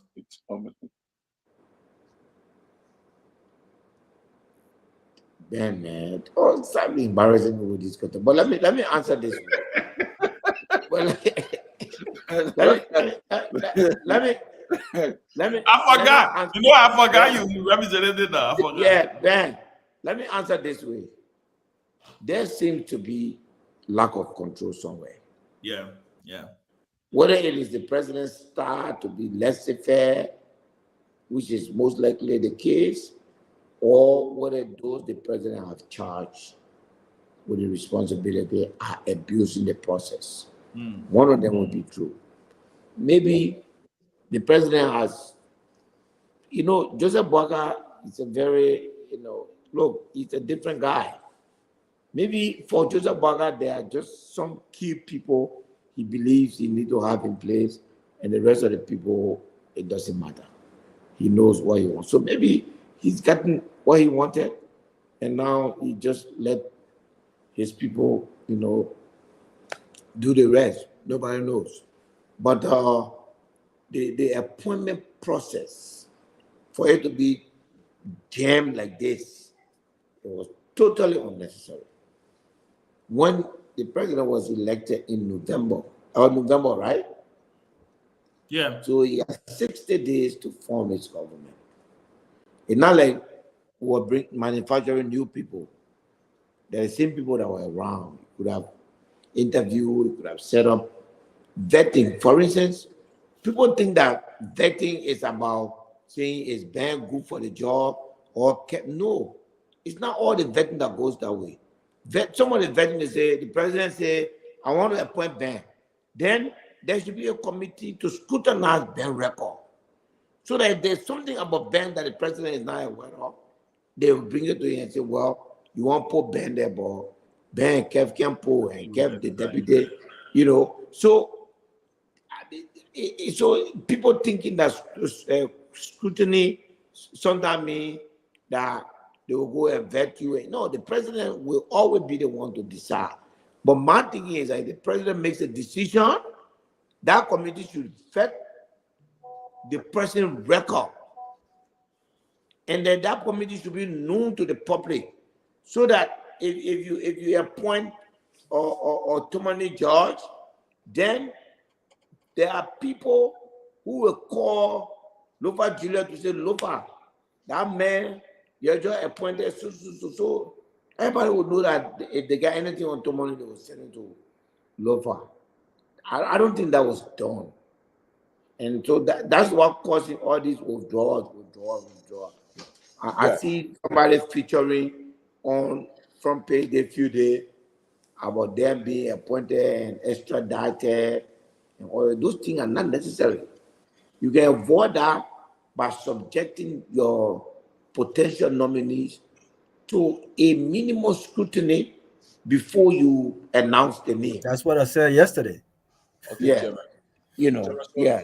Grace, just do a final question so we'll make the time. Yeah. And that's the problem I have with Joseph Boaga honorability. And he been running for president, or he been in government 1,000 years, and he still don't have it together. But anyway, I'm moving forward with my question. This is my last question for you. George Weah government was not very proactive, and they did not do well when it comes to human rights abuse. It was a lot in the country, especially concerning safety and security as well. So I know you're heading a committee. Is it a security committee in a National security? National security. Yes. Okay. Mm-hmm. So yeah, for national security. So I'm wondering if do you have the authority to work with the national security, like the police and maybe the justice ministry when it comes to human rights abuse? Whereas there was this guy recently on Facebook, I think it said Fidel, and there was a story there that he ordered some people to stab a young gentleman, and he was from the CDC party wearing his barracks and everything, because they took like what to be a military camp at that point in time in 6 years ago. That's how I saw it. Although I already respected the government, but I just did not like the way the people carry on, and I just did not like Our president, we are allowed it to happen. People walking in the street like military people, got on barrels and sinking chants and all that kind of thing in a civilized society. So since you are heading that committee, do you have the authority to work when it comes to human rights abuse and all the different, domestic violence and rape and everything? Do you have the authority to work with them to pass something to make sure that the country start to become, more secure for people like us who would like to come back home and do some work there, and also for the people that live in the country for them to sleep in peace? So that's my question: whether you have the authority, why in the house to join, hands with the other people out there that are doing the same job. Absolutely. Every security sector in this country will be under our direct supervision. In fact, by the way, I just summoned all of the security chief last week. I met with them. So we're already talking. So yes, if you have any issue with any security agency, from the DEA to the police to the SSS to the NSA, we have that power to call them to order and bring them to book. We have that authority.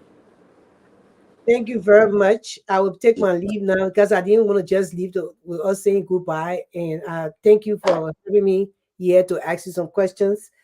I Yes. hope that I will work along with you concerning your bill and also concerning the safety and security of Liberia as a women's group. So thank you so much. Thank you. Ben, you're bye. Who going next? Yeah, Me. yeah, do quick. All right, Chair, it's always great to have you on here. And again, congratulations. I know that you will do well. You have a lot of great ideas on that bill. It is my hope that you can actually provide us, with some copies to be able to look at it and offer some suggestions. I think there's some good things that can come out of it, but there's some things that we may be able to see that could probably bring some level of help to that process. So I look forward to that as well. Ben, you're right. This morning I was actually doing some work on the futures market, looking at commodities and stuff. When I put up my email and seen the alert from routers and Nasdaq concerning the transaction in the period. I'm hoping that the details of that particular arrangement will be announced. I hoped that the government's got, because right now it's just a lot of intention. I'm familiar with how these things work and stuff. But my whole thing here has to do with the scope, the entirety of the arrangement, right? And seeing what it entails. What I do note, Mr. Chairman, I know in the past HPX has worked with SMFG, and this new letter of intent, this new arrangement now is with Goma. I believe it's a Congolese-based institution that's actually partnered up with HPX on this deal. And I do know that it's going to cost the Liberty Corridor, the entire process of what they're trying to do, cost going to be around $3 to $5 billion. My thing here is, Chairman, if you can it can be part of the things that you take a look at when you're reviewing that, or when you guys are trying to put forth some ideas to get it on, if that deal should be rectified, passed through or so, is that financing option most likely, from what I've noticed, HPX is not coming up with the full cost of this project. It's gonna rest on the shoulders of financing, and that's probably why they're using Goldman. And it seems like Goldman is one of those institutions that have leverage in terms of finance, because it considers itself a Pan-African institution as well. So I would just hope that there can be more clarity to Liberian people about this deal. It's a good thing when we have opportunities to better the country, but it's also important that we avoid a Firestone-like scenario. Not because we're looking for reasons to to show that we've actually got some due close in doing our tenure, but making sure that it's appropriate for the Liberian people. That's all I would say. And then finally, Chairman, I would hope that you in the long term be supportive of the passage of a war and economics crime bill. And I want us to see beyond the politics and relationships that we have, and to see the importance in making sure that this bill is passed because it sets a different standard for the republic.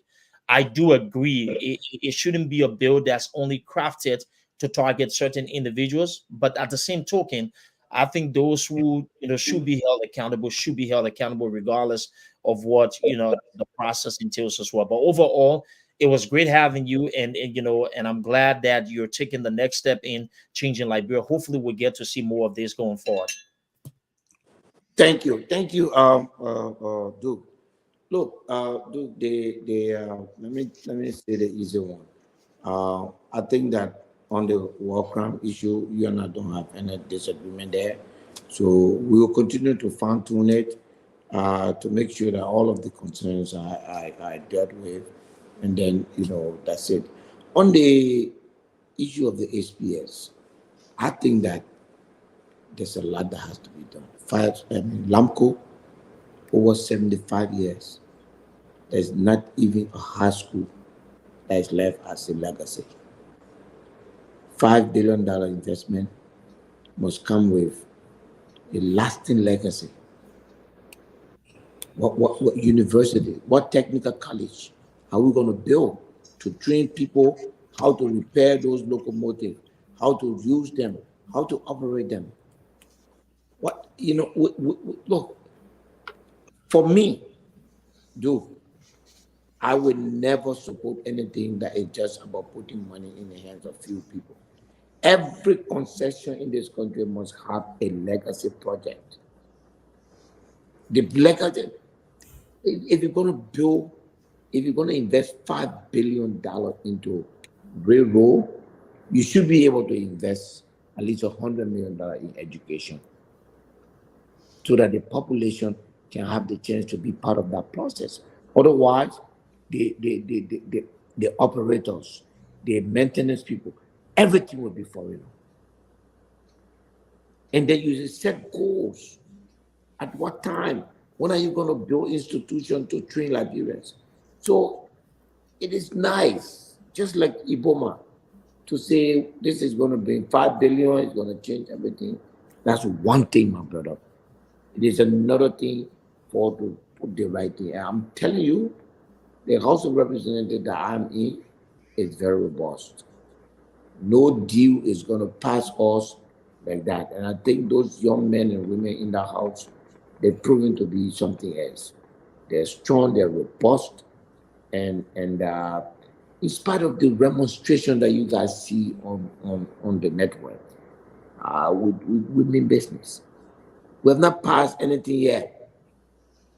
I want you to know this. We've never passed a 4G bill or resolution. And that's not what happened. That was, believe me, it's tough. So you can be assured that we will go, and we need you guys' expertise in this, your advice, the things that you can see. We are probably not in the position to see that. So advise us, work with us, and we'll continue to push the ideas that can change everything. Thank you, Chairman. So I I really don't have any closing question, and I'm just gonna say a couple things here really quick. Probably at the end I will put something in there, but um, to start off, let me start off by saying to you, I must commend you. I've listened to a lot of lawmakers who were elected, and every time you ask them about their agenda and idea for transformation, they tell you, I'll build hospital in my district. I will send people to school. But when we listen to you today, you're actually speaking of policies. Okay. You're not addressing the humanitarian aspect of things. And you're telling us that, look, you came here after you have done enough research, you have a target and you're going to address the concerns of the people, not simply looking at your district, but nationally. I must commend you for that. And I really wish that others who are coming through will start to look at being a representative or a senator not as a place to serve as a humanitarian or as a place to enrich yourself, rather to address policy issues and then the concerns of Liberian, because eventually it will actually get down to the masses. And I want to commend you for doing that. With that said, hopefully you have enough time to just answer this question. You have enough time between now until when your tenure is over. What do you have planned as a goal for you, that if you were to exit that seat, what would you be looking for as an achievement that your kids and grandkids would say, my dad or my granddad did this and it worked successfully, and Liberians as a whole, we are benefiting from it? What is it that you're targeting to achieve at the end of that? Institutionalizing Liberia. Institutionalizing Liberia. Remove us from an interim, a caricature system, and place all in institution, making our laws work, make it practicable, change laws that are archaic, like the immigration law, adhere to the Constitution, which means like the clean bill, the bill of impeachment. You know, there's another one that I'm not going to touch. And the reason why I'm not going to touch that bill, because it will be controversial. The Constitution says the legislature should pass a law in which it can be determined as to when the president is declared unfit. I have no intention of doing that because, you know, based on the age of our current president, I don't want anybody to feel that I'm targeting him. So I will leave that out. But there are institutional changes. There are laws, even our judiciary. Chief, we are retiring judges at 70. People are very sharp at 70. You understand? We need to change this law. We're electing senators for 9 years. We need to change these laws. I don't need to be a lawmaker to go and build wealth for my people. I did that when I was campaigning, and I'm going to be doing that. And I don't have to come and say that to you yet. Where I'm sitting here, I'm a national leader. I was elected to serve Liberia. Doing what I do for my people there, they give me this opportunity. And therefore, I will continue to work for them. I'm building roads as I'm speaking to you. We are building 2 bridges right now as I speak to you, in addition to the one that Tomalin know. Okay? But that's not my purpose in the House of Representatives. My purpose in the House of Representatives is to change Liberia. So, Lofa, I want to institutionalize the country. I want to make sure that there are laws governing us. I want to make sure that we respect those laws. I want to make sure I want to reform. I forgot. One of my bills this year is the electoral reform. Let me tell you something, my brother. I guarantee you, and take this my statement and mark it. More than 30% of those that are elected in this country are elected fraudulently. Wow. Our election system is fraudulent. Somebody was saying to me that they were going to ask me tonight that I said I will resign. I was going to do that. But because my answer was going to be the system is fraudulent, I don't respect it. You understand? But thank God I didn't accident. Yeah. Yes. I'm telling you, believe me. You know, let me tell you something. I will not call the person name. I will walk to a lawmaker. I will not even tell you which of the house the person is in. But I walk to a lawmaker. I say, you know, we need to digitize our election process.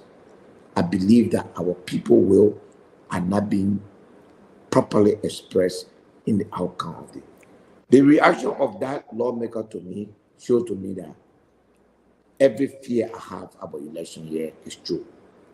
We need to empower the election commission. Now we don't have election for 4-5 years. We need to put money in the budget that will digitize the system. And by the way, You can have a digital system and back it up with manual. Okay? There are systems where you go, you take your ballot paper, you mark the person you want to pay, then you put it in the slot machine. If the paper is not marked properly, the machine will send it back to you so that you can mark it properly. So there will be zero Invalid. invalid paper. If you Zero never error. have invalid paper in this election, you will probably be talking different stories. Because the number of invalid paper in this our election was more than the margin of victory. I agree with you. You understand? They're gonna let you One of my goals is to introduce a sweeping election reform bill that will also give strength to political parties so that representatives that are elected on the party's ticket will either stick to the party mandate or vacate the seat. You know, so that we strengthen our democracy. And then in 2029, so that we go to that ballot, but if we're not careful, any government that is in power is always thinking that they can control the system. They will refuse to put money in the system until 2 years to election. And then this year, one of my proposition for the budget would be that we'll put aside $20 million in escrow for the next 4 years to allow us to digitize the system so that the fraud in our system can be removed. So if you realize, you will not see me running behind small committees, concession, going behind. No, I feel that the system needs to be fixed. So my focus is going to be institutionalizing our country, building an institution first and foremost. If I have the chance to run again, I will consider other things. But my main focus right now is institutionalizing the country. So that will be my area of focus. Thank you, Chairman. Just because I know the time, so all the time. So just give your closing comment. But man, I mean, but Robert on the screen, we're running out of time. Let me just get a closing comment. I beg you. I mean, that's not fair, man. We can close our closing comment. All the time, the guys are telling me in the studio already. I beg you guys. But Chairman, your closing comment, so we'll let you go. You need to go rest yourself. You have a long day tomorrow. My man, Robert needs to ask a question. I want to ask one question. No, but let Chairman go. That's not fair, but that's okay. No, let Chairman go. That's fine. That's fine. I'll give my closing statement. It's okay. My man, I'm home. It's okay. I'll ask your question. No, Chairman, go ahead. I mean, that's the moderator. Go ahead. You do your closing statement. Moderator overruled. Ask your question. Kevin, you know what's going on. Stop it now. Kevin, you know what's going on. Stop it. Don't be doing not overruled. Too many. I'm asking. Funny. You know you're doing not good. You know you're doing all right, my man. You're getting heated up anyway. But Chairman, okay, Robert, just ask a question. Chairman, answer. No, Tomalin, let's go ahead with the program, man. I'm okay. I'm okay. Well, I will interact with the man again. That's fine. Yeah, Chairman, you get a closing comment so we can call it. Yeah. Okay, guys, I want to say thank you. It's always a pleasure to be here. Very friendly forces, tough questions on the war crime. I know you guys are passionate about that. We'll come around it. We'll work with. I just believe that we need to do the right thing, and then make sure that we have a holistic approach to the issue of war crime instead of a targeted approach. But I believe we are all on the same page on that. The AFL, we need to look into it. We need to investigate it. Something went wrong. Something was not right. I respect the right of the women to demonstrate, but I believe that they were put up to it by their husbands. We need to look into that. HPX, good news for Liberia, but the devil is in the detail, as Senator Amara Conan said.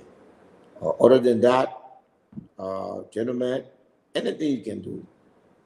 Duke, I sent you the Lofa. Yes, I got it. struggling to get your number for some reason.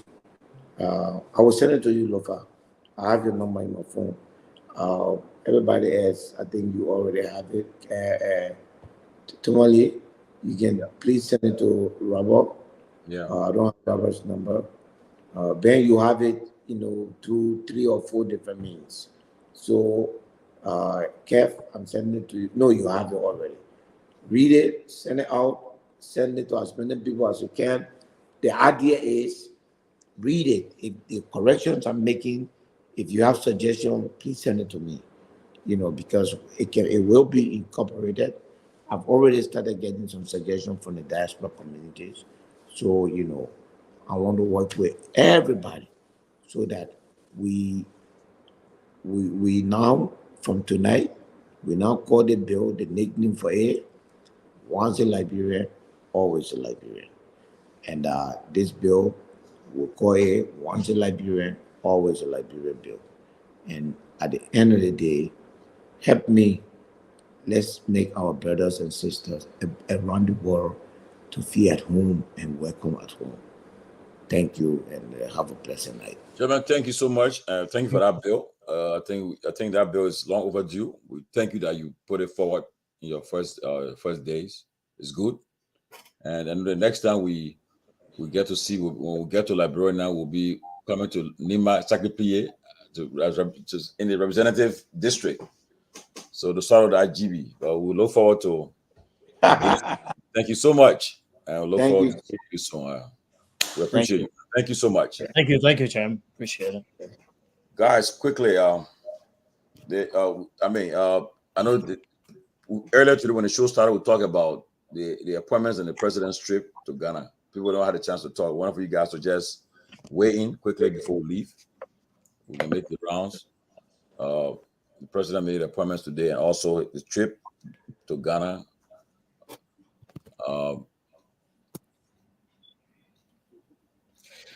Yeah, I mean, look, the appointments, I see that they're now moving towards appointing more of the people from the political side. So, I mean, that's part of the process. The trip to Ghana, man, I mean, I think the only concern here is that there were criticisms in the past, right, about the exit. So hopefully there will be processes put in place to be able to inform the general public. Overall, if the president's going to do some work, he's going to do the people's work. Let him come back with a report to tell us exactly. But I don't see anything big with it. Actually, it's actually one of the least important things to me. What I'm focused on is all of those, maneuvers, or all of those things that are being done to be able to stabilize the economy. As the HPX thing that I've taken interest in. I'm doing a lot of extensive research on. So overall, that's fine for me. Okay. Lofa, Wayne.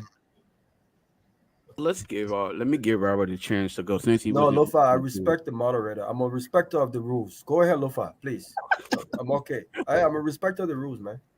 Okay. Let me and not to kind of take away from the moderators. I just thought that it was. But anyway, the president's trip out of Liberia, the sneaky idea of it that we frowned against when President Weah was there. We shouldn't do it. I know folks would say President Weah was very flamboyant in all of his trips, had everybody standing on the roadside. He needed to show off the private jets and all of those things and leaving. But I think if we spoke against it yesterday, we should do a similar thing today. And I'm seeing here, I hope that we can actually speak to the agreement that actually the army wives and President Barkat came up to. What is it? All of a sudden, just the instantaneous removal of everything. They just got away. What is it that they actually benefited from? Because I'm reading on some of the things here that were discussed, even though front page made a mistake in what they said, President Weah instead of President Barkai. But I think it's just an error on the part of the article. But I think there are quite a few things that were addressed that are they're concerning. To be honest with you, the fact that military personnel, the kids are paying high school fees and no hospitals when we were told they had a military hospital. So I'll stop at that point for now and just say, guys, it was a great show. Great that we had, Representative Musa Hassan Bedede here, and he touched a lot of things that a lot of us are concerned about. But hopefully, he can live up to those promises. Because we heard people before who made promises, they were referred to as the lights, and then it became dim. So hopefully, he can live up to his promises and not turn on to the Chinese light or candlelight, and just keep up what he promised the people. Thank you. Robert, go ahead, buddy. Now the moderator have called my name. Now it's time for me to speak. I want to give you a chance to talk on this. We're on the issue that all Yeah, of us just on the issue. They're not the closing. They're Yeah. just the issue. Right. But listen, I do think that the if the president is traveling, for me, you don't have to have ministers standing, telling him goodbye. But I think, to Kev's point, I think it's important that the nation is aware that the president is out of the country. I mean, it's as simple as that. You can't be sneaking out the country without telling us that the president has a 2 days visit to another country. And if the press secretary have that information, I'm sure that she's giving that information days before the president's trip away. I mean, she should be able to disclose that information. It just seemed like the president took a secret trip outside of the country. But I hope that they are able to come back and report to us on the purpose of the visit and how did Liberia stand to actually gain from that. With regards to the appointments, um, first of all, it blows my mind that this government is making so many elementary mistakes. I mean, it just seems like one of the things you learn in kindergarten or any school for that matter is that before you send anything out, uh, you have to prove read it, right? You proofread what you send out, and you just make sure that the information being put out is accurate. I mean, something as simple as distinguishing between who Hazam Fatiga is as opposed to Hazam Fatiga is something that was completely crazy. Everyone was congratulating the other twin brother, whose name is actually on the list as the deputy a guy at the drugs. So who got the job? Who actually got the job? It was Hassan Fatiga, not What, ha- huh? Yeah, it's Hassan Yeah, they Fatiga. say the guy from Who sports. say he makes 300,000 a year in America? That's him. That's a whole different story. Exactly. Man. That him there. Yeah, that him.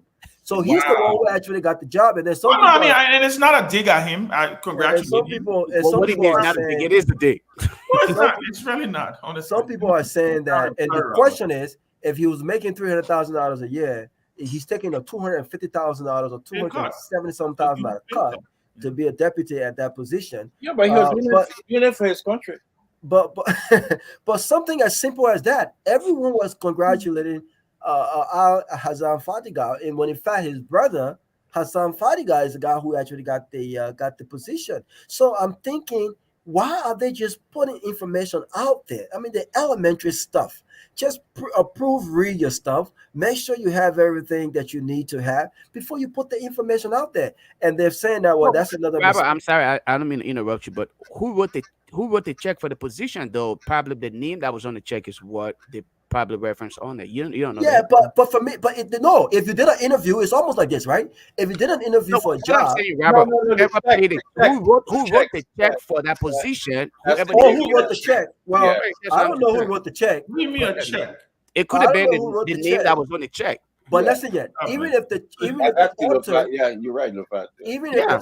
if the author of the check has a different name, you still have to make sure that the person you are appointing You look at the and name. releasing out there is correct. But they made an elementary mistake, and I think that the executive manager have to go back and correct that, because Hazan Fatiga has just been laughing all day today. He's just been laughing, as if he got the job when his brother is the one who's been appointed. And so I just hope that they can fix some of these things, get the facts right, get that information before they release them. But I look, I'm amazed by Chairman Representative Ability. I had some issues with him, and these issues, they're no secret. But I'm beginning to like the guy, because I mean he's actually coming off as someone who is serious about and understands the core responsibility of of a lawmaker, right? Serious bills that benefits the national interest. I mean, from 2013 to 2015, we remit almost $600 million to Liberia. The diaspora support and influence cannot be overlooked. And so I will be one of those who will support this bill. I'm going to advocate for this bill. I will be in Liberia actually speaking to folks about the importance of this bill, and that we as Liberians, we are one. There's no us versus them. We are all Liberians. And even those who have not been given the opportunity to travel still does not mean that you will not be given the opportunity. But think about, if you were given the opportunity to travel, if you were given the opportunity to take opportunities from those countries and there are certain conditions, should that take away your rights as a natural born Liberian citizen? I like that fact that he talked about, even if two Lebanese came to Liberia and born a son or daughter in Liberia, just because the parents are not natural born Liberian doesn't mean that the child should be taken away his right as a Liberian citizen as well. And so I like that bill. I like that idea. I like some of what he's saying. Now we have to wait for the implementation of that. Thank you. Can I do my closing quickly? Yeah. Thank you, Tomalin, and thank you for moderating the show. I know we've gone over time. 4 hours? Yeah. This is, I think, the longest we've been on this show since the starting of the closing argument. But let me say this. First of all, the Constitution should be a living and breathing document. Any progressive society, any country that you see that has made progress over the last couple of decades is because they see and they treat their Constitution that way. They see the Constitution as a living and a breathing document. That can be changed. That's what living and breathing does. You adapt to reality. You wrote your Constitution in 1986. The conditions under which you wrote your Constitution no longer exist today. The times have changed. The world has gotten smaller. We live in a global village. We have cell phones. We got social media. Everybody is now interconnected. So it is totally absurd that we will continue to be stuck in our past. Our past should guide us in shaping our future. And so that's what I heard today from the chairman of my party, from my friend, from someone. Listen, and these are conversations that I know we had. These are some of the things that he talked about. So I'm not surprised, but I'm extremely proud because he is living to his word. And I'm hopeful that with the leadership of someone like Fonati Kofa, these things will pass. Because these are forward-thinking men, flawed, by the way. They're not perfect, but they're forward-thinking. These men are people who I've worked with.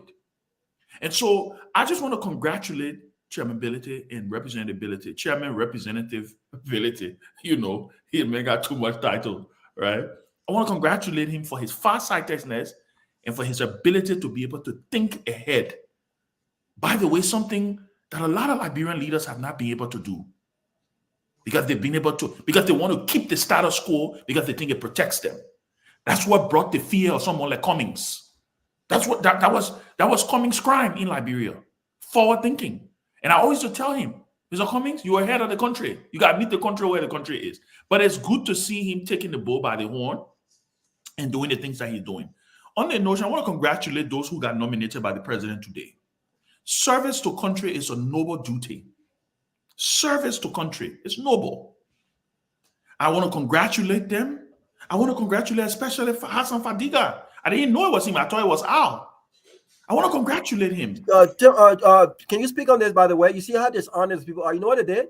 What? Instead of just saying we made a mistake, they edited the picture under the list and changed it, and they corrected his name now.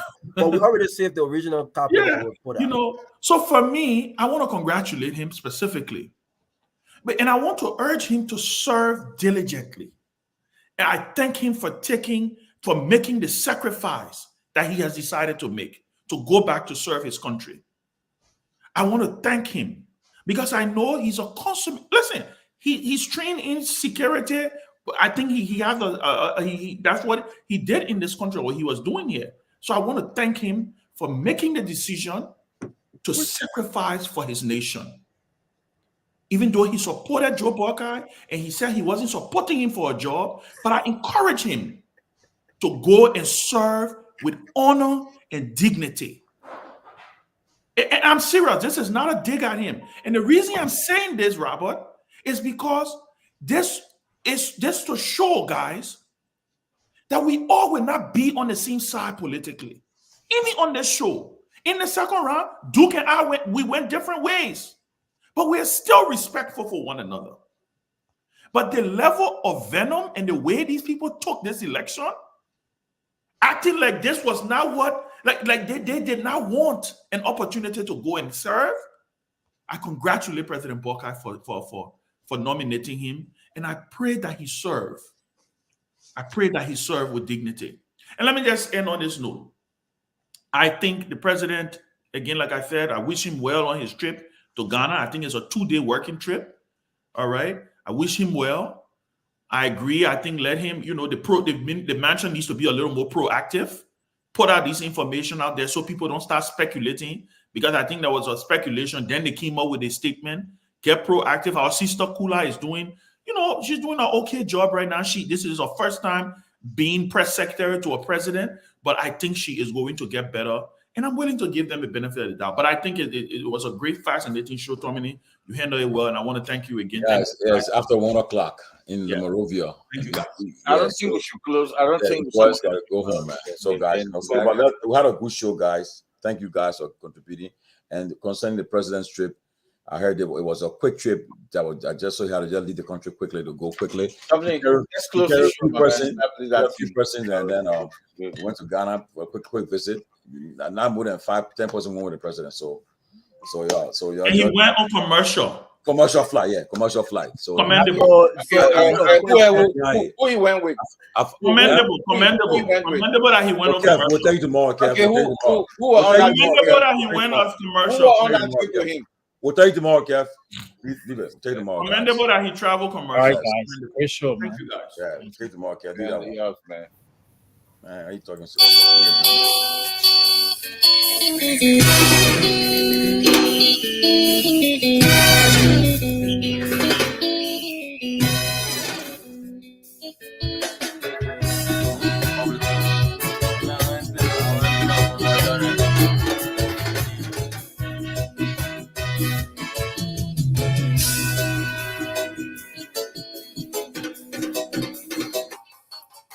And I'll tell you on that note, this I would like to call it a day. It has been very fascinating, educative, informative. There with the representative, district number 7, Nimba County, Honorable Musa Hassan Bedete. He's been our guest.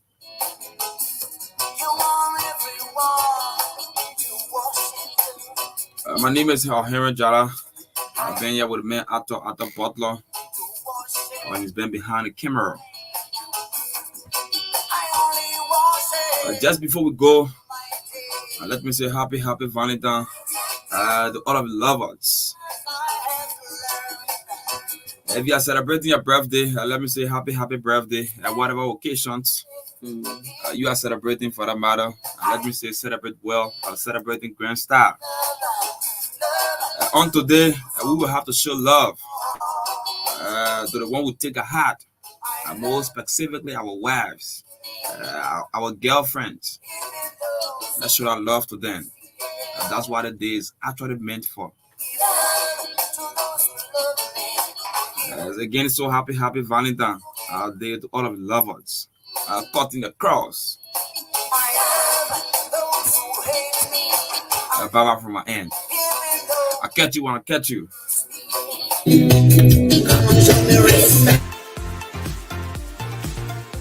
Let your celebration begin with Park Liquor Outlet, your first Liberian-owned liquor store in the city of Brooklyn Park, Minnesota. We have everything that you need to set that special occasion or bride. For your next party or great get-together with friends, visit Park Liquor Outlet. We have great selection of beer, wine, gin, and many more at affordable prices. Our customer service will make you always want to come back. We are open Monday to Saturday, 9 a.m. to 10 p.m. and Sunday, 9 a.m. until 6 p.m. Park Liquor Outlet, your one-stop celebration store. We are located at 6315 Zine Avenue North, Brooklyn Park, Minnesota.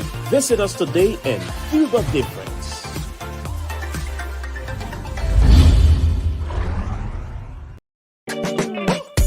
Your family members abroad need to send you money?